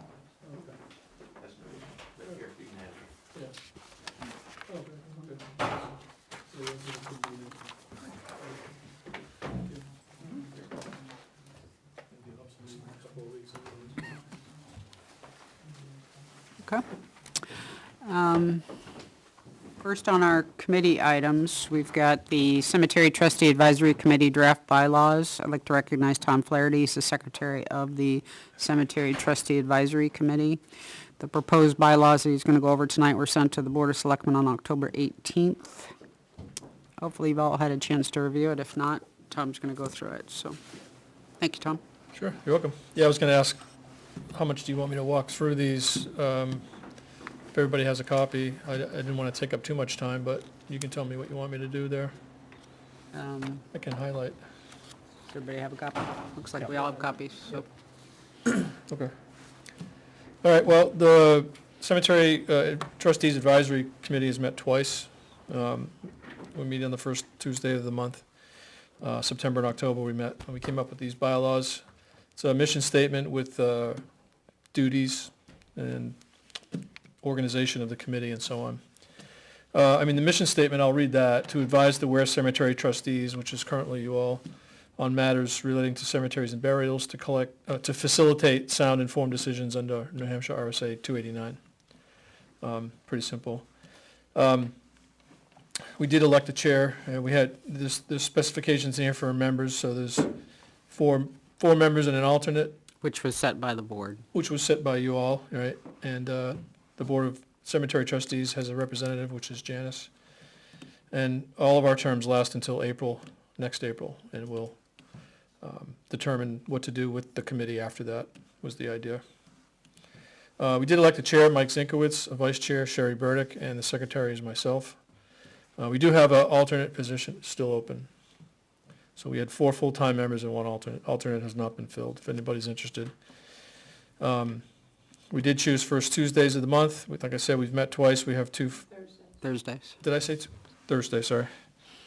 Right.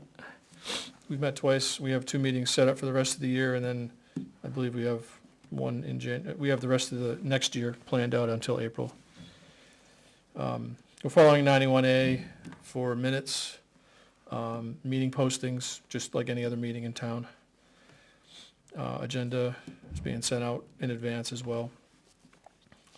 I can go through the duties. I think that's probably the most important part, and see if everybody agrees with these things. Develop and refine procedures for purchasing and recording burial plots.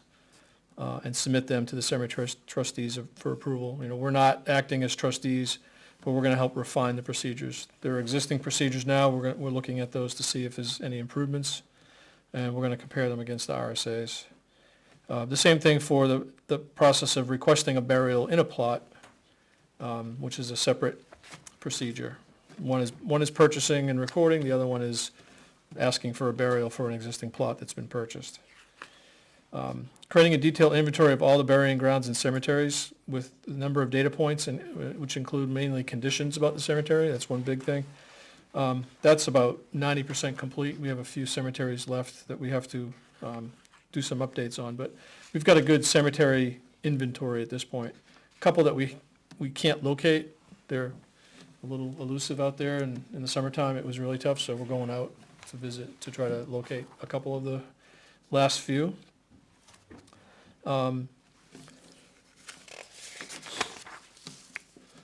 Develop a recurring cemetery maintenance schedule and submit it to the cemetery trustees. So there's a schedule now for contracted maintenance of the cemeteries. Some of the cemeteries are in Tier 1, which is multiple times per year, and then the rest of the cemeteries are in Tier 2, which is a spring and a fall. And then there's a few that are not in the contract, and those would be volunteer opportunities. So we want to just, chime in on the maintenance schedule. And when a contract does come up, we will probably chime in on that as well. So maintenance is a concern of ours. And also checking to make sure the maintenance is getting done. And that's the next item. Coordinate with the town administrator relating to the work that's actually done. Maintain a worksheet and a log of all the work that's been done to make sure that the contract is being executed correctly, and keeping a log of when people are going out or when companies are going out to do work. And that's more than just the mowing and things. That also includes the Repairs. the repairs and all that other stuff that Right. has gone on or is going on or will go on in the future. There's headstone repairs, there could be fence repairs, there could be,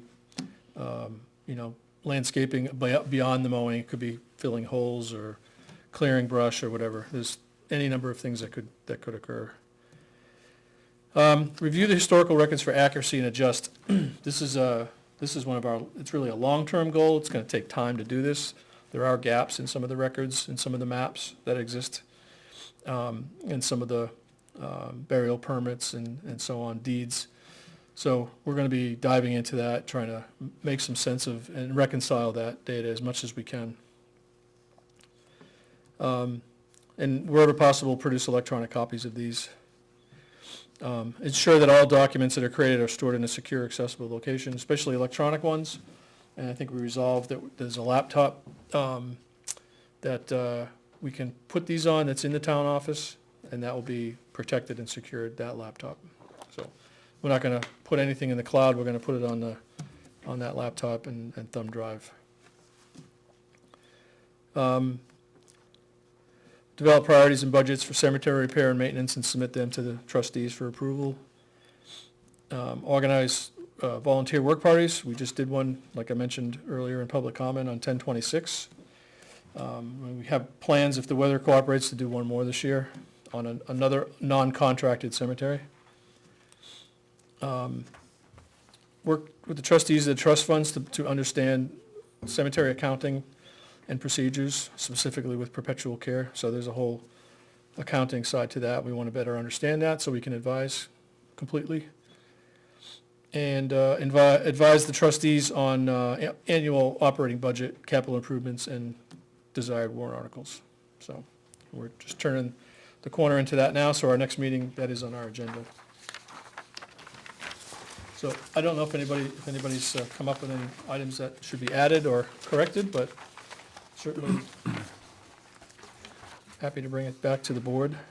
Yeah, the only things I had, so you had, the meeting agenda will be drafted by the chair, sent to town administrator, publishing no later than 5 days prior to the meeting. Do you want to hold the 5 days, or you want to have an expectation of 5 days, but less than that, to, no less than 2 days, or?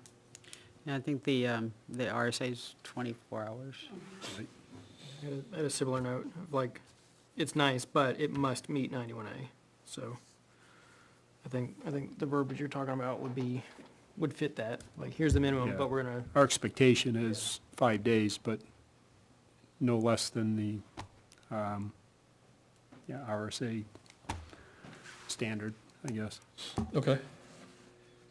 Keyword being expectation, Yes, and then follow up with, but meeting RSA 91A requirements. yes.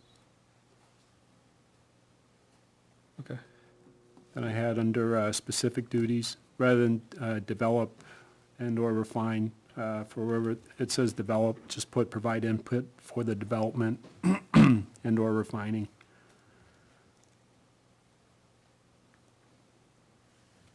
for each of them? Yes. Wherever it says develop, provide input for the development or redefining.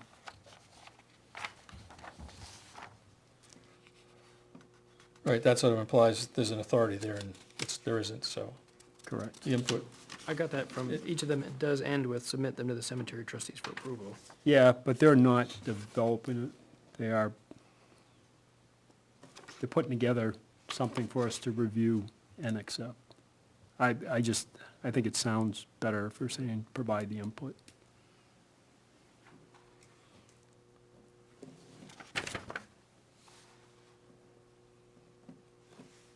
And then the historical records, review historical records for accuracy and recommend adjustment as necessary.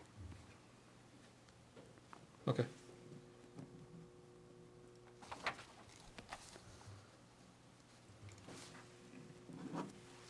And the very first one, currently the Board of Selectmen, I don't know if we really have to state that, because if it was a transfer to cemetery trustees who wanted to continue that, Yeah. then you don't have to We make have an to update. rewrite this. Right. Yeah, it may change. Yeah. It is redundant. You're right. The trustees are the trustees. That's all I have. I had a couple of others. In the mission, I think there should be an and. Right now, it feels like it's gonna be a list, then it isn't. To advise on matters relating to cemeteries and burials, and to facilitate sound, informed decisions.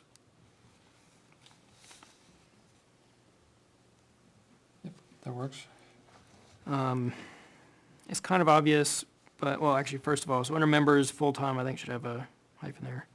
And I think it's kind of obvious, but I think it should spell out that the representative from the Board of Cemetery Trustees will be chosen by the cemetery trustees.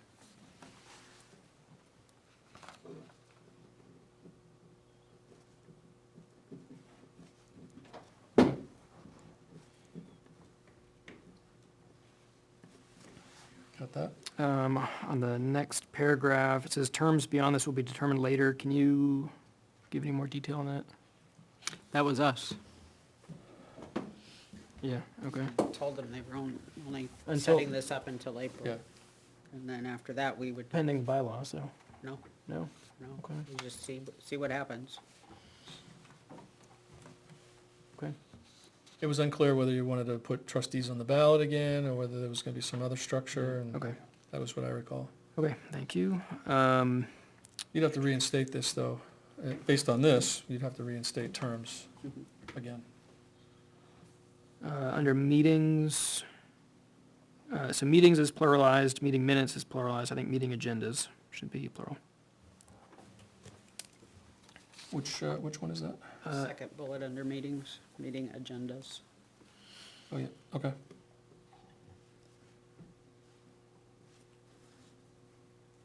And then the very, very, very last paragraph, I think it might benefit emphasizing that there will be advice particularly around this budget season. You know, it's good to have it all year, but kind of whoever the trustees are will probably be relying on this advisory committee at this time of year in particular.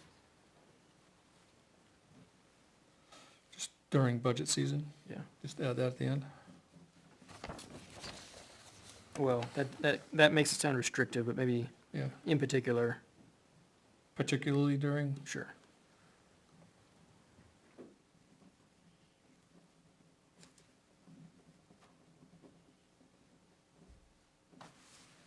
That was it as far as corrections. I wrote down, you said there's still a couple of missing cemeteries? Have you looked with Uh, LiDAR?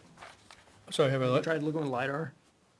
Like No. the LiDAR maps you can get from the state, because those will show all kinds of stone walls and stuff. I've used that on my own property. So yeah, it's very No. impressive. Haven't checked that, we can, You can see foundations out in the middle of the woods. okay. So it might show, You might see a Stones stone wall organized in a- like the Gillette one. yeah, okay. Yeah, we have pictures of this, one of the cemeteries, we have pictures of the stones, which are buried at this point, but they were exposed 20 years ago. So possibly we could pick up that pattern. Yeah. Worth a shot. Okay, thanks. Jim? I don't have anything. Okay. So do you gentlemen want to see this again, or just approve the updates? I would like to not see it again. I don't think we have to see it again. All right. Then I would entertain a motion to accept the proposed bylaws dated 10/3 as amended this evening. So moved. Second? Moved by Selectman Bloom, seconded by Selectman Drury. Any further discussion? All in favor, say yes or yay. Yes. Yes. Anyone opposed? Anyone abstain? Is Motion there one passes. website after? Yeah. Are you gonna finalize them with your group on Thursday? Yeah, I'll go over the updates. Very good. Thank you. I appreciate you presenting this on behalf of the group. Thank you. They've done a lot of work, so once we get some final work products, you guys can go in and look around. I think you'll be very helpful. One thing I did want to ask is, there has been a lot of work going on to gather information, but periodically we'll want that group to come in and talk. So is there any kind of frequency that, or is it just as needed as, there's been major stuff? Probably just as needed Yeah, but it might be worth, quarterly, but it, we kind of, we kind of put some stuff in Q1 that's lower priority, but it's kind of a downtime. If like, hey, can you just catch us up on everything? Mostly this, but Right. inventory, whatever, January, February. So Sure. maybe we can plan on February-ish briefing. Okay, Okay, good. Thank you. thank you. Appreciate it. Appreciate the feedback. All right, that brings us to engineering RFP. So, I think 2 weeks ago, we opened the bids and distributed copies. Town administrator was asked to check the references in parallel. And then last week, we did some general discussion, and we still had some reference checks outstanding. We developed some questions for the companies based on that brief discussion that we had. So I think that's where we're at today, is just seeing if we now have enough information or not. So, I emailed several from each company, and I did get at least 2 back from each of those. I provided them in a larger spreadsheet. I kind of developed just some sample questions. You'll see at the top, I did CMA, I did alphabetically. CMA, Gale, and Keach, and what I did is, where their community, their email, they responded, and then if they had any additional comments in their email, and then I basically developed 6 questions, described their work ethics, were there changes or unexpected challenges they encountered in part of the project, if so, how do they handle, when communicating with the city or town, how do you effectively make that happen, were there any issues? The next one was, can you comment on their reliability and ability to meet deadlines? And then on the projects, did they perform timely and on budget? And the last one was, is there anything more you'd like to share about your experience with the engineering firm? So I cut and pasted their responses in. I was trying to figure out how we could efficiently look at it overall. I know when I sent it out, it was kind of small, that's why I said I would put it on the larger paper. I think overall, as I said before, they all came back honestly pretty even. Reliable, no issues. The one person elaborated a lot on K&A as far as 28 years working with him. That's why it's so big in the middle. I tried to make it so it wasn't too small of a font. but I also didn't want you to have multiple pages to flip. I also forwarded you some information. You asked about a succession plan for K&A. You asked about the 5 significant projects that he's worked on. You guys had that in an email.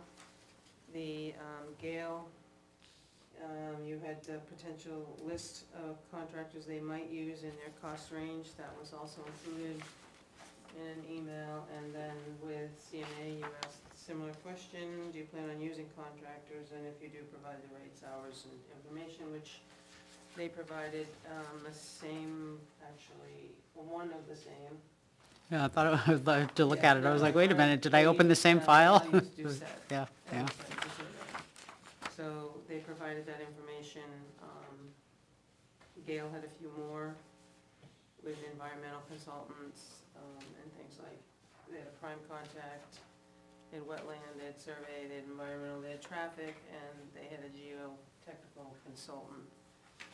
Where Fortier from CMA had just do-set surveying. And then Keach talked about his 5 significant projects were Trinity, the DEA lab facility, Wire Belt of America, which is in Bedford, Allenstown Senior Living, and Quantic, which is a facility expansion in Bedford. He answered the questions as we asked. The succession plan was different than what I had explained to you, but he went into detail as how that would work. And that's where we are. As I indicated before, most people put a reference, but I don't do references, but we developed questions that asked.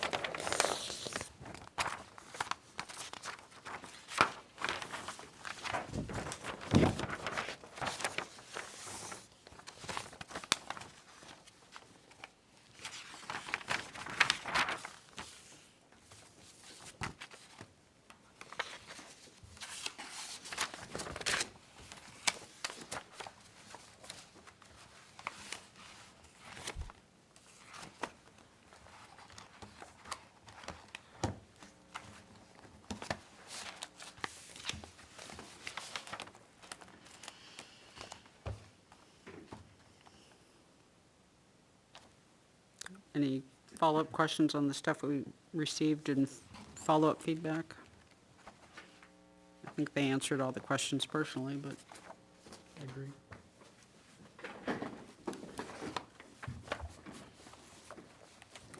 Nothing.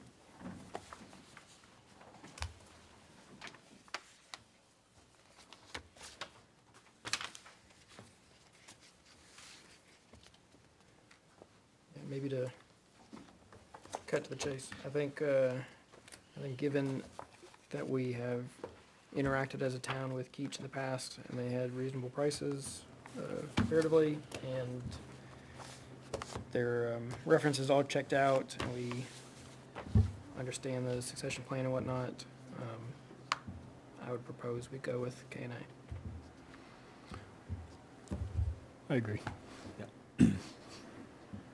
One thing I would like to clarify, and asked it before, I don't think it was like an action item last time, but they in particular had a few. process. Yeah, they had a few recommended processes that we would have to say, like, yes, we will like commit to everything you're saying, or is there anything we want to do differently? And I think that was one of the questions you maybe wanted the planning board to weigh in on it. Yes, and yeah, that was a good reminder, because you correctly pointed out that since planning board is already using them, it's probably the same process, or we should just say, whatever process you're already using, that's what we expect. Or if planning wants anything changed, now's the time to do it. But they probably won't. Well, I think we said they meet again on the 14th, the planning board, so if we want them to weigh in, that means we are going to wait 2 more weeks to make a selection officially. Or at least to vote to award. Yeah, I think, I'm not saying that that's not doable, I'm just explaining that it might not be tonight. yeah. I guess, given the way this is written, I would be comfortable making the award and clarifying some of the details with K&A later, before we enter into like our first work product with them. Okay.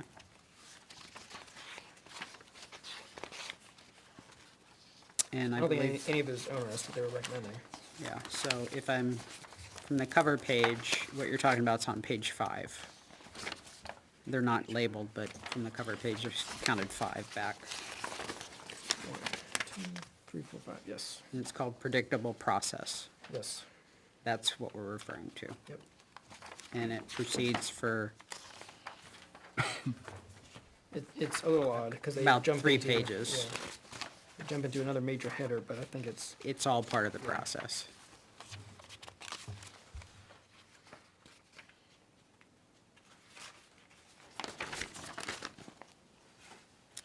So if I would state what you said another way, this piece, we want the planning board to tell us whether that works or if they need to do something different than what they're already doing. yes, Yeah. Either, what are they doing, is it working? Or stick with it, yep, stick with this, yep, correct? correct. You wanna have them look at the predictable process forward, Yeah, for that in the next 2 pages after that. but then with, K and A prepares and transmit detailed inspection reports. Yeah, and looking at it from both sides, is there anything that we do today that isn't listed here, and is there anything that is listed here that we don't do today? Really, what doesn't line up?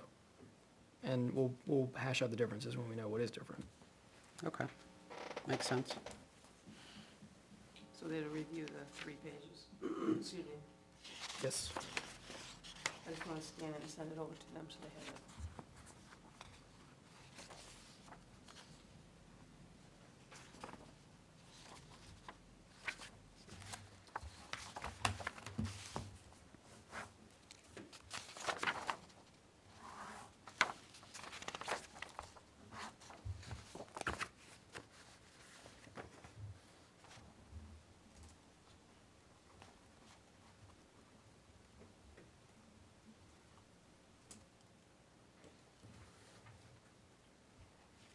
Okay, anything else? So that's an action that we believe we can do after we state that we want to award Keach. That is certainly the impression I get. Okay. Just want to make sure I understand, because I don't want to say something that's contrary to that. The planning board's action before we, after, sorry, Planning board action, yes. after the award? Yeah, but before first engagement.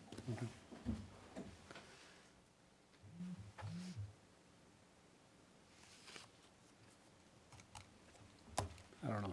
I think I'd want their input before we make the award. If we're about gonna making give it to them to review. What about making it contingent? I guess kind of the same thing.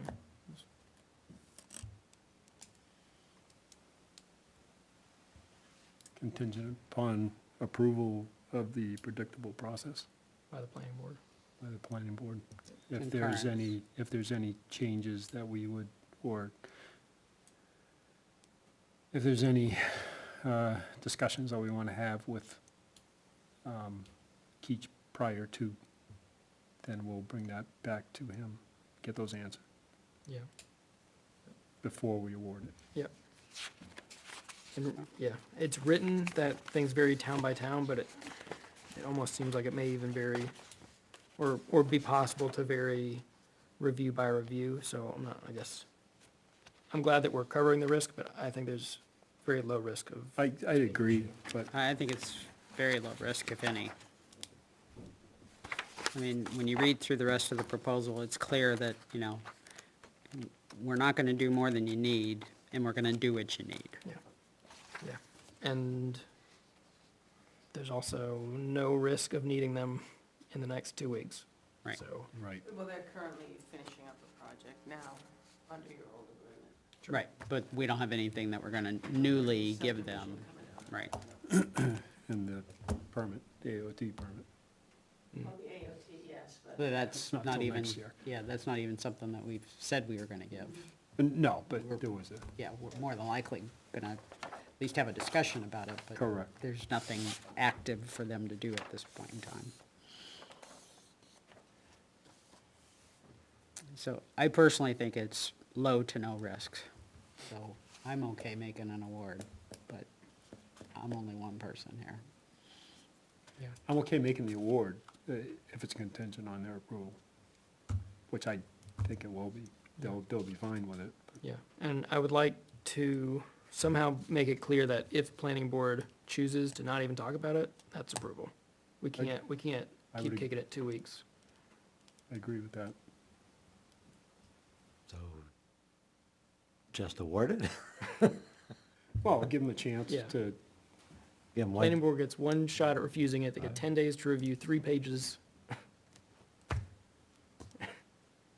It's very similar to what they do. I mean, I can tell you that, 3 up from the bottom, that's exactly what we're gonna be doing. You know, you just look at the through, you're still gonna have the public officials go through it. He's gonna go through it with everybody, planning board's gonna make it walk through before it comes to us. Excuse me.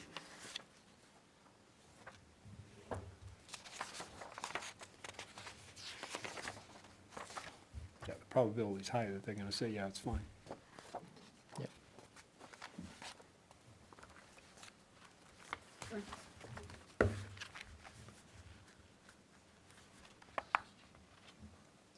You know, if everybody's happy with making it, you know, with a contingency, that's fine. I'm not gonna say, no, you have to do it now. Yeah. Or do it now without any. Yeah, it would be better to have the board plan it, weigh in on it, but we don't have that luxury so much unless we wanna wait and just have them look at it all thing. Like I said, there's nothing pressing on it currently anyway.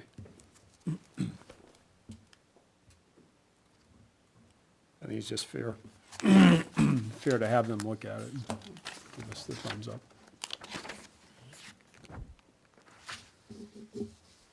Okay.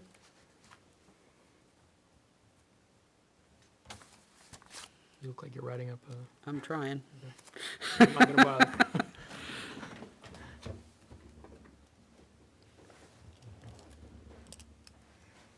Anybody wanna talk school budget while we wait? No, I think we're good. Hang on. Not that I don't want to talk school budget, but, so I believe what I'm going to ask you is that I accept a motion to award professional engineering consulting services contract to Keach Nordstrom Associates based on their proposal dated October 21, 2024, covering a period of 3 years through November, I'm just going to call it the end of the month, November 30th, 2027, contingent upon the Ware Planning Board reviewing the predictable processes on page 5 through 7 of the Keach proposal and providing us concurrence that they can either follow that process or that they have worked with Keach to develop something that works for their board. And if the planning board cannot provide us input on 1114, that would be considering concurrence unless they've given us something that says, this is absolutely not gonna work and we're not even gonna be able to talk about it. I think that covers it. Everything? Yeah, That's quite a motion, but can you confirm, I remember we split them all out last time, I don't remember Keach's. Do they cover all 3 years They of the do. rate? Okay, Yes, great. they were same for 3 years. They were the only one who held it for 3 years. Okay, you looking for a motion? I am looking for So a motion. moved. So moved. Thank you, Second. Selectman Bloom. Thank you, Selectman Pratt. Any further discussion? Okay, hearing none, all in favor say yes or yea? Yes. Yes? Anyone opposed? Anyone abstain? Motion passes 4-0-0.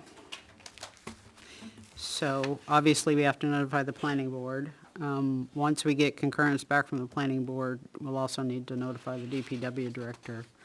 And I believe I'm correct in saying Keach is the current vendor, so we don't need to notify a current vendor, correct? Okay.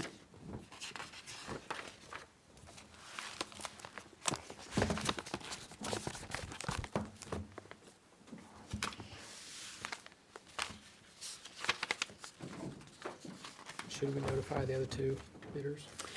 Yeah, once we Sure. Once it's final. get concurrence. Notify the other two, once we get Once it's final. concurrence.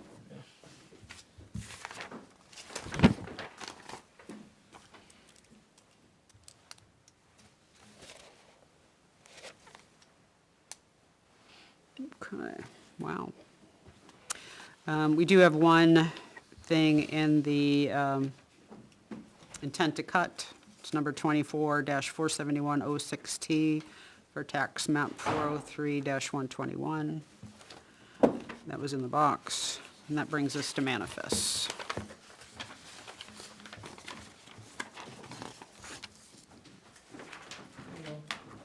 Good night.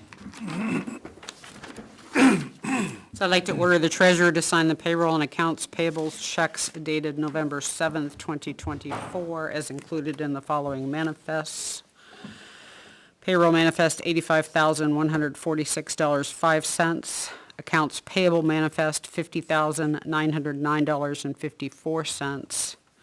John Stark accounts payable manifest, $250,000. Ware School accounts payable manifest, $250,000. For a total of $636,055.59. Is there a second on that? Second. Thank you, Selectman Pratt. Any discussion? Hearing none, all in favor, say yes or yay. Yes. Yes. Anyone opposed? Anyone abstain? Motion passes 4-0. Okay. The minutes I sent you very late before I came downstairs, the 23rd, so you have 23 and 24 now to put together. The other ones are not done yet. I'm assuming you don't want to do those tonight. No, because we haven't had a chance to look at them. And then the minute taker, I have two candidates. I'd like you to interview both on the 18th. That's going to be on the schedule. Okay.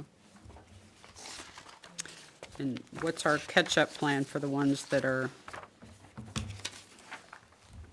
Well, 30th, I tried to work on 7th? some of them today and before.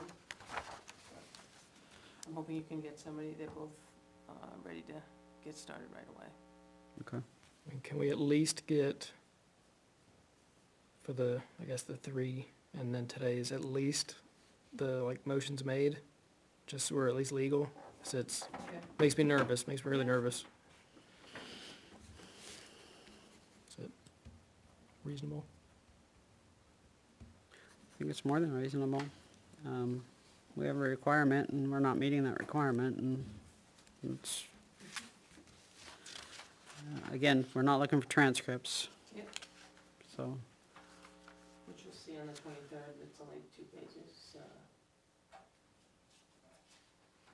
And I guess I would maybe ask everyone, if we do the absolute bare minimum on the ones that are outstanding, would we want to flesh those out later with a new hire? I don't remember the topic specifically. I don't know if there was anything extremely controversial that we might want more detail on or not, but, I don't think, yeah, I can't recall anything, but, I can't remember yesterday. so I would generically say no. Okay. I would not want to spend any additional time on them if we've met the minimum requirements. If there's nothing controversial, Mhm. I would agree. Okay. And so I guess, given that very limited scope, when do you think those could be done? Depends on how many people come through the door, that's the problem. I mean, there's only 4 of us. Close the door. Well, I could close the door, but, I mean, we're all pitching in. I mean, Monique's been doing building because Mary Ann's not here today. You know, so there's only 3 of us here in the building. you should know better than to take my advice like that Well, seriously. no, I understand, I just don't, I can only strip something. You know, Yeah, and I understand our need to help people, that's like the primary role, but like we're breaking the law. We can get sued for not doing this, but not necessarily if somebody has to come back later. I understand that's inconvenient for that person, but, Well, ideally, we'd find a way to do both, but absolutely.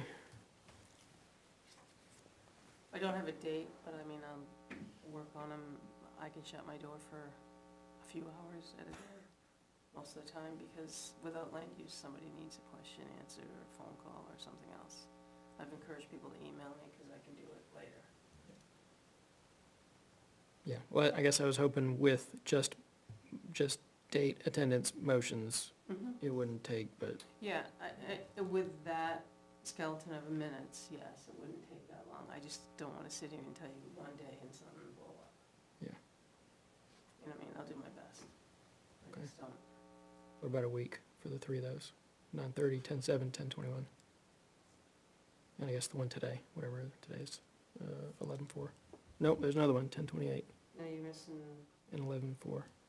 11:30, 10:07, 10:21, 10:28, and 11:04. And then we have, There's it- 9:30. 9:30, not 10:30. I'm sorry, So it'd be 10:30. 9:30, this 1, 2, 3, 4, tonight would be 5 sets. Yeah, And then you took minutes for the three of us were at the cemetery cleanup. and that's been posted. That's already been posted. I looked online earlier. and I didn't see it. Well, I just saw an email come out. I don't know where it was posted. I don't know if it was posted in both locations. I posted the cemetery one. Okay, yeah. Okay, I was looking under, okay, So if that you makes look in the sense. cemetery trustees, there it says, cemetery trustee advisory minutes or. Okay, but no, that that's where sounds good. That's where I put it. I was looking under the selectmen ones, but that makes sense. Yeah, no, I put it under the cemetery advisory ones, because that's, you all were accompanying them. I could put it both places if you want. I put it at the cemetery one, because you guys are trustees anyway.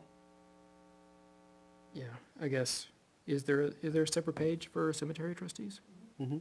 And, yeah, I guess Because so. on the cemetery trustees, it lists all of you, and then underneath the bottom. It's got the I have advisory committee. Second one about Yeah. this, cemetery advisory subcommittee. So they're on the same page, you guys and them. And then like sidebar with the minutes? And then Yeah. it looks exactly like. No, that the sounds other great, ones. sounds perfect. I didn't think to look over And maybe there. you didn't e-subscribe, so you didn't get it, but Janice being on there probably would have gotten it. Under cemetery trustees. I may have gotten it, but again, today I went and I was checking the list just to double check, and I didn't see that one. No, but because she. I'm gave sure it it's to over her, there. but- I probably got the. Yeah, and I did it instead of, well, Tom, because I wasn't sure if we needed two sets of minutes or not. One for the board trustees or Yeah. the advisory committee, so can I just just said, put it I'll back do on it your and I'll page. put everything on it. Yeah, Yeah, and that's So, what she did. and that's what I That's did. exactly what she did. yeah, we're on the same page. Where I posted you as a joint work session, I could just put it on there too. It's not a big deal, it's a separate page. No, I think it's fine. I think it's Yeah. fine where it is personally. Yeah, I just but- didn't know that it was anywhere, but Yeah. that's all fine. And then you said you had sent some minutes out, but it may be the Wi-Fi, I don't have the email. Yeah, I was gonna say it was before I came downstairs. The That last thing I have it was 4:47. It was after 5. Engineering That was references. well after 5, it Yeah. was, Can you confirm that I should have gotten it? 6:22. I got him. I sent it at 6:22, Okay. or it posted at 6:22.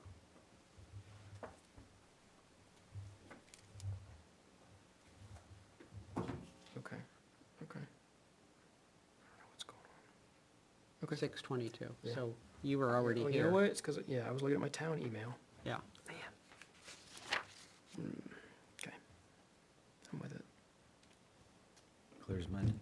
Yep. And we do have at least one set of sealed minutes in there as well for October 28th. I think there might be one other for earlier in October. We need to add those to the list. Oh, to the list? We have to approve them. Oh, okay. And then once we approve them, then they go over to the town clerk. So I know there's the 28th, obviously tonight, and I thought there was one early in October, but I didn't get a chance to look today before I came here.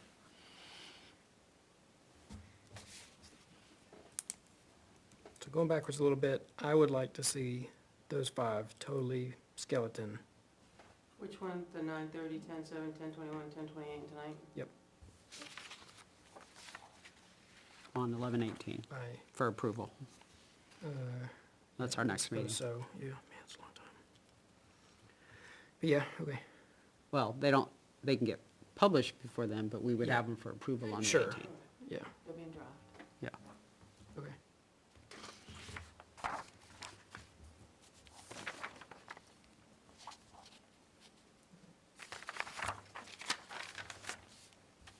Ready to move on? Administrators report? Yeah, a lot, I moved a couple of things. Obviously, you did all the ones ahead of you. Important dates, I sent early, I think it was last week, I sent you the building permit for October. I have not heard back anything from John Wilson on either of the traffic ordinance. I know Jason's gonna work with you on cemetery, but it will be obviously after tomorrow. Cemetery tree work.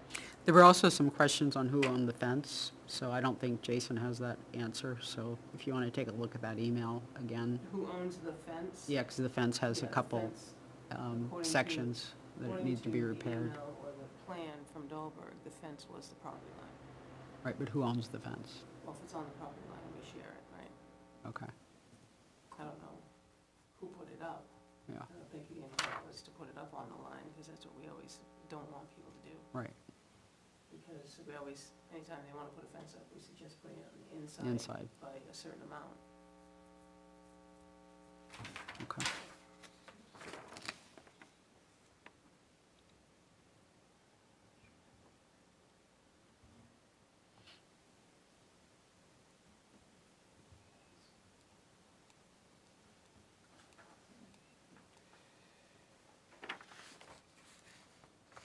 Lawn care, I do have a question, and I apologize, I should ask Tom when he was here. The lawn care for the cemetery, have you guys, looking at the RFP, if I ship it over, you guys maybe brief it, because there's a suggestion about 2 different tier levels. I know we did look at it, I don't, Is there we'd some be glad to missing? look at it again on Thursday, Okay, yes. so if we can send To it- answer your question directly, yes, we can. Right.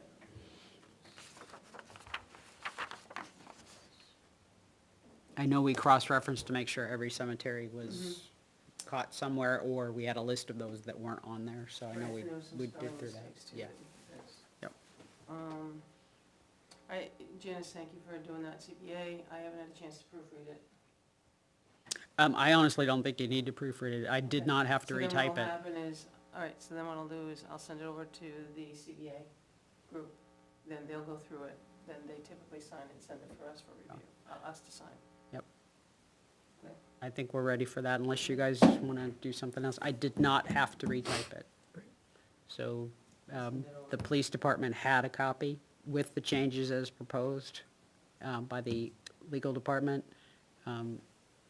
not legal department, but legal counsel. And then, there was the very last paragraph that no one had updated the date. Right. I changed that. That was it.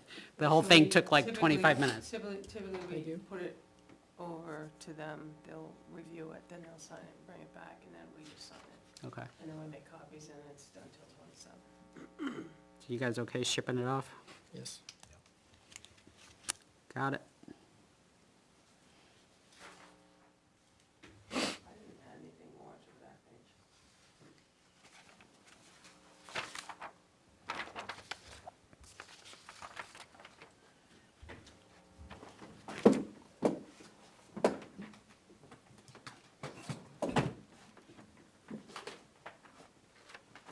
I'm all set, Janice.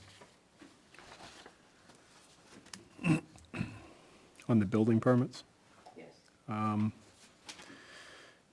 and I don't want to start now, because obviously we don't have the people to do it, but I know some other towns have the permits listed online. There's a PDF of the permits, permit numbers, lots, yeah. And I'd like to see us get to that point. Didn't know they put them on. Yeah, I've seen a couple different places do it. some of them also put their monthly reports from all the departments online.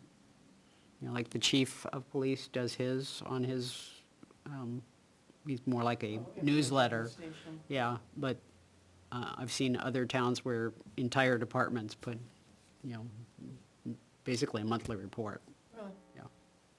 I've never seen. Not as extensive as Chief Moore does, but, you know, this is what we did for the month. And they've got routine metrics that they just update and, you know, put No, blurbs about highlights. Comment online, that's not, I just have a question, because we do have people that opt out of information that's available online for tax cards. Mhm.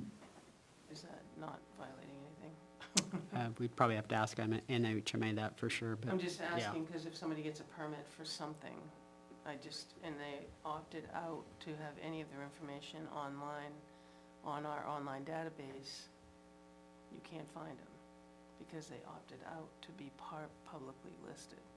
So what do we do with a building permit? That may be part of these other towns' processes as well. Yeah, I don't know, yeah. I'll happily throw it out, because I really didn't know others Yeah. did, but Be nice to find out I just don't more. want to cross over where someone's already taken. No, it's a good question. I'd rather ask that kind of thing before we do it than Yeah. after. Yeah, exactly. Yeah.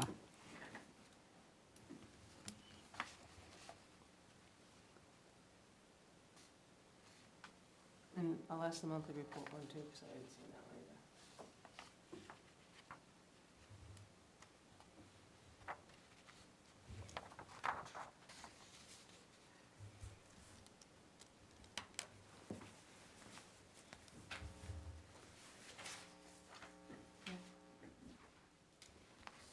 I think that, the building inspector code enforcement, you wanna, any update on that? No. Nothing? Nothing. Is Not that, Since the 3 inquiries and I sent them information, nothing more. is there anywhere else, I know we didn't have a lot of success on some places, but is there anywhere else we can advertise that? We've had a couple people stop and, based on the flashing board, get hired at the DPW. I can see if we can, Jason's got a couple of them we put around. One, you're right, that's how. We did get a couple applicants that way. Yeah, land use one, I think I'm gonna send over to Southern Hampshire Planning and see if they can put it on there. They might have another avenue, because that's Yeah. all land use part. Yeah. I just can't imagine everybody's disappeared. I'll ask Jason about putting it up, the digital board.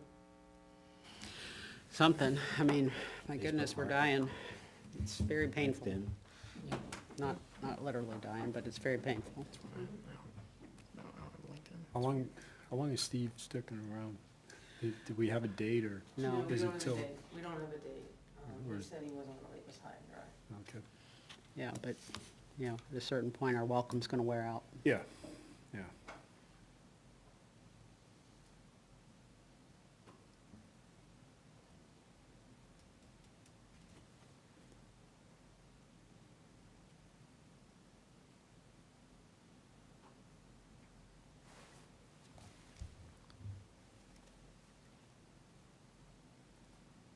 And last week, we also talked about contacting NHMA regarding the questions related to planning board. I sent it to legal inquiries. and I haven't heard back from them. And then, you also heard from the gentleman. I did call him back today and just tell him that we sent it to legal inquiries, that's why he's not here. Okay, I did have a phone call with him. good, Thank you. appreciate that. He did too.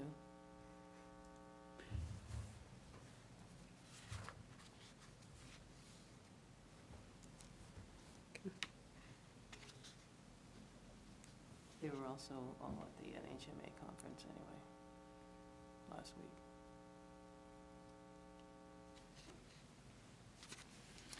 Okay, I do have a question though. I sent an legal inquiry over. I was reached out to by a attorney's office. Somebody wants to give us a piece of land. And I always kind of hesitate because it usually comes with some other things. So I just sent them a legal inquiry and said, do we have to take a piece of property that somebody just wants to give us, because she's like, I'll do the closing statement, I'll do this. I said, listen, I'm not telling you I want it. So I did ask legal inquiries to see if, and then she wanted town council, and I wouldn't give her the town council's information, because I don't think she can go directly to town council, but. it Not just- on our it was- behalf, no, right, she it would have was to pay for just that very herself, awkward whoever to this me why is. somebody wants to give up something, so I just asked legal inquiries as well as that. Well, Joe had property in Littleton, and he actually gave it back to the town because the way the lot was situated, it was for an intersection, basically. Yeah, So, well, this is yeah. part of like a subdivision that exists on paper, but it's nothing that, there's no road, you know.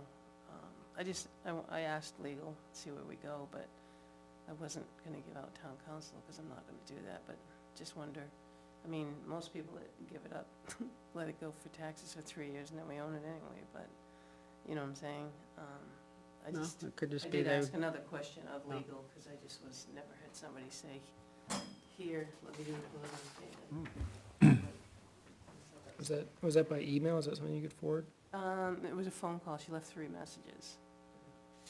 I'm very curious, so. Yeah. So I did ask legal there at theirs, I didn't incur anything, 'cause to me, wasn't that high priority. But I was just curious the answer. okay, well, if there is any information on the property you can give us, that would be Yeah. helpful. Um, Correspondence and other business, I did receive a request directly for veterans tax credit and solar credit. It was one request with both. The request was hand-delivered to the town clerk, and she was asked to directly give it to a selectman and no one else. The requester does not want, under any circumstances, to have the request or personal information sent to any outside organization, including Avatar. So, not knowing if we can accommodate that or not, I didn't make copies for anybody, because figured if the answer is no, we can't accommodate that, then I just need to tell them that we can't accommodate that. I would think we could, The but, only thing with the veterans, there's certain, I don't know how they determine. yeah, he sent, I'm sorry, I meant to say the requester, gave backup information, Okay. so I'm not sure what to do with it at this point. I'm not sure either. Okay. So, talk to Mary Ann, I guess? Yeah, talk to Mary Ann. Okay. Yeah, I don't, maybe there's been more than one request, but I don't know. Okay. All right. That's all I had. My town email is 95% full. I know Selectman Knapp went through this a couple months ago, where he has filled up, so I'm curious, I guess he's not here now. Do you know how his was dealt with? He deleted it. Did it. I don't know. He had to uninstall it and then install it. So I don't know if you lose any emails that way or not. I don't know. Yeah, that's what I want to avoid. Yeah. Doug or Do we you'd need to probably take a just- copy, or a call, I was gonna say, yeah, you could talk Nick Nick, in the yeah. office if you want. I can give you the Yeah. number. Well, I think everybody's going to run into Right. it. At some I mean, point, Do we increase the level? that's what, Because I think you have so Yeah. much storage, all of you do. And we keep the department heads on a more minimum than you guys. And maybe you look at increasing your size, because you Yeah. have a little of everything, where they should be just department. Like, you guys have other committees that you're on, so you're also getting their emails too. And there are different levels that we can give you for storage, and I just wonder if we do that before uninstalling. yeah, that's what I'd prefer, and I think we may even see, over time, we'd see the same thing of like a very long tenured committee member. Right, Right. correct. So I think we just need to, like, if you don't mind asking that, like, for the townwide, how can we, yeah, I don't want to solve it for just me. in the meanwhile, do you go through and filter out and delete No. the spam stuff for, advertisements for, hey, your town could use bar services? No, because those just started getting through, they used to get caught by the actual spam thing, that's a good point. I don't think that is an appreciable volume. So you want me to ask him how we can increase the capacity, basically, Yeah. before you get to that point? Or, I mean, maybe it's, do we need to like cold storage them or something, like, once you hit a year? Or like, maybe it's a March election kind of thing, like, Do a take the backup. last year and, Archive it? yeah, or a calendar year, like, once you hit March, take the previous calendar year, so that you still at least have 3 months to kind of refer to. Yeah, How about if I connect you two, I mean, I'll be honest. I would with you. normally absolutely volunteer, I don't know. No, if I can just have you two talk on the phone, Yeah, you and Nick. can try and find some time too. I mean, I can do it, Yeah, I just don't know that I'm gonna get every answer that you want, because I'm not technically savvy. Yeah. Can you do it? I can talk to him, sure. Awesome. Yeah, All right, so Thank James, you. I'll let you two connect. just delete Salem's account. He doesn't- Oh, you're such a prankster.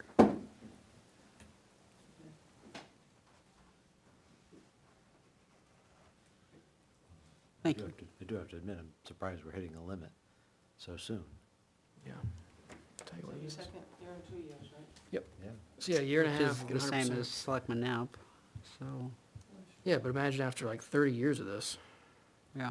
And I'm assuming, After how many years? You're gonna stay around 30 years, is that what you said? Yeah, I retire, at the same time I retire from my full-time job, I'll stop doing this. How about that? jeez. Start taking it easy. Did his email change from DPW director to, is he in No. a different situation as Mike? No? No. So he might have more history. Yeah, I think that's why he Yeah. hit it before I did. Yeah. He does get some old DPW stuff Probably still. got some of the old. Okay, all right. And he frequently had, like, townspeople emailing just him, Mhm. looking for help. He had a contingent. Yeah, well, because of his Yep. tenure here. Okay, anything else for correspondence and other business?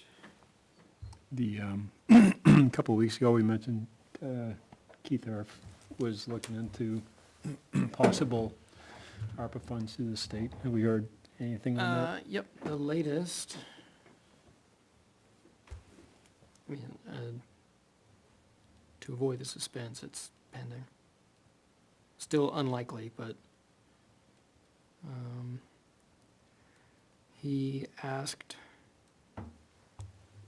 Commissioner Caswell,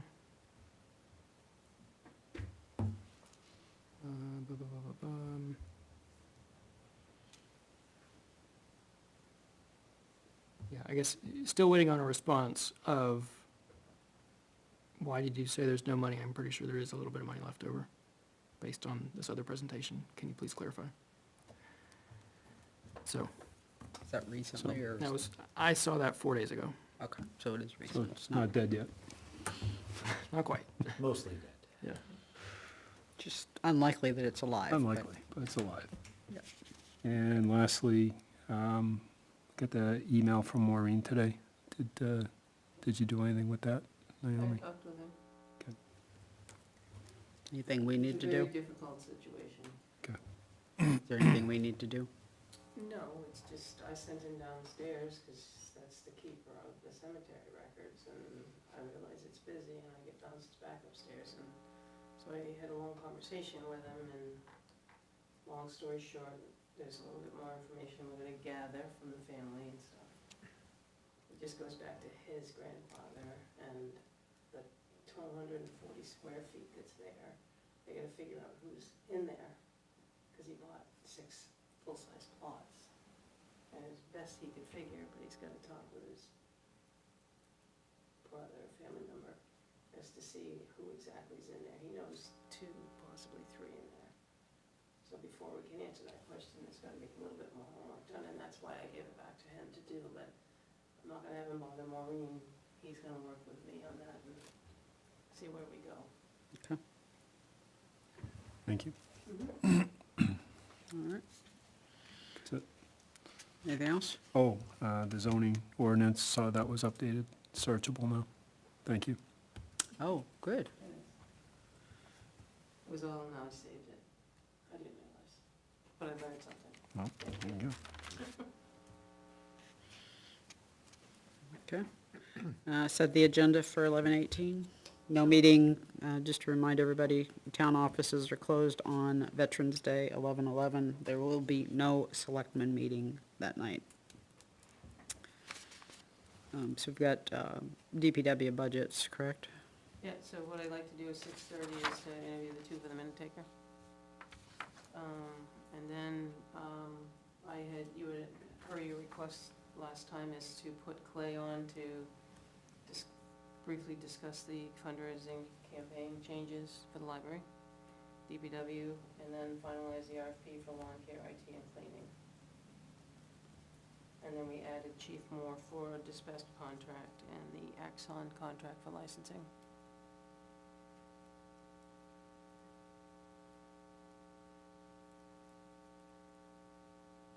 Okay.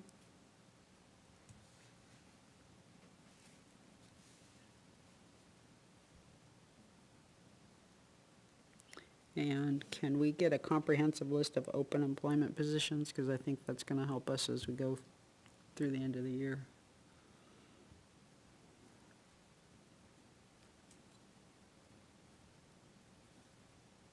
I don't know that we need a presentation on it, just a complete list would be good. Okay. All right, anything else for 11:18?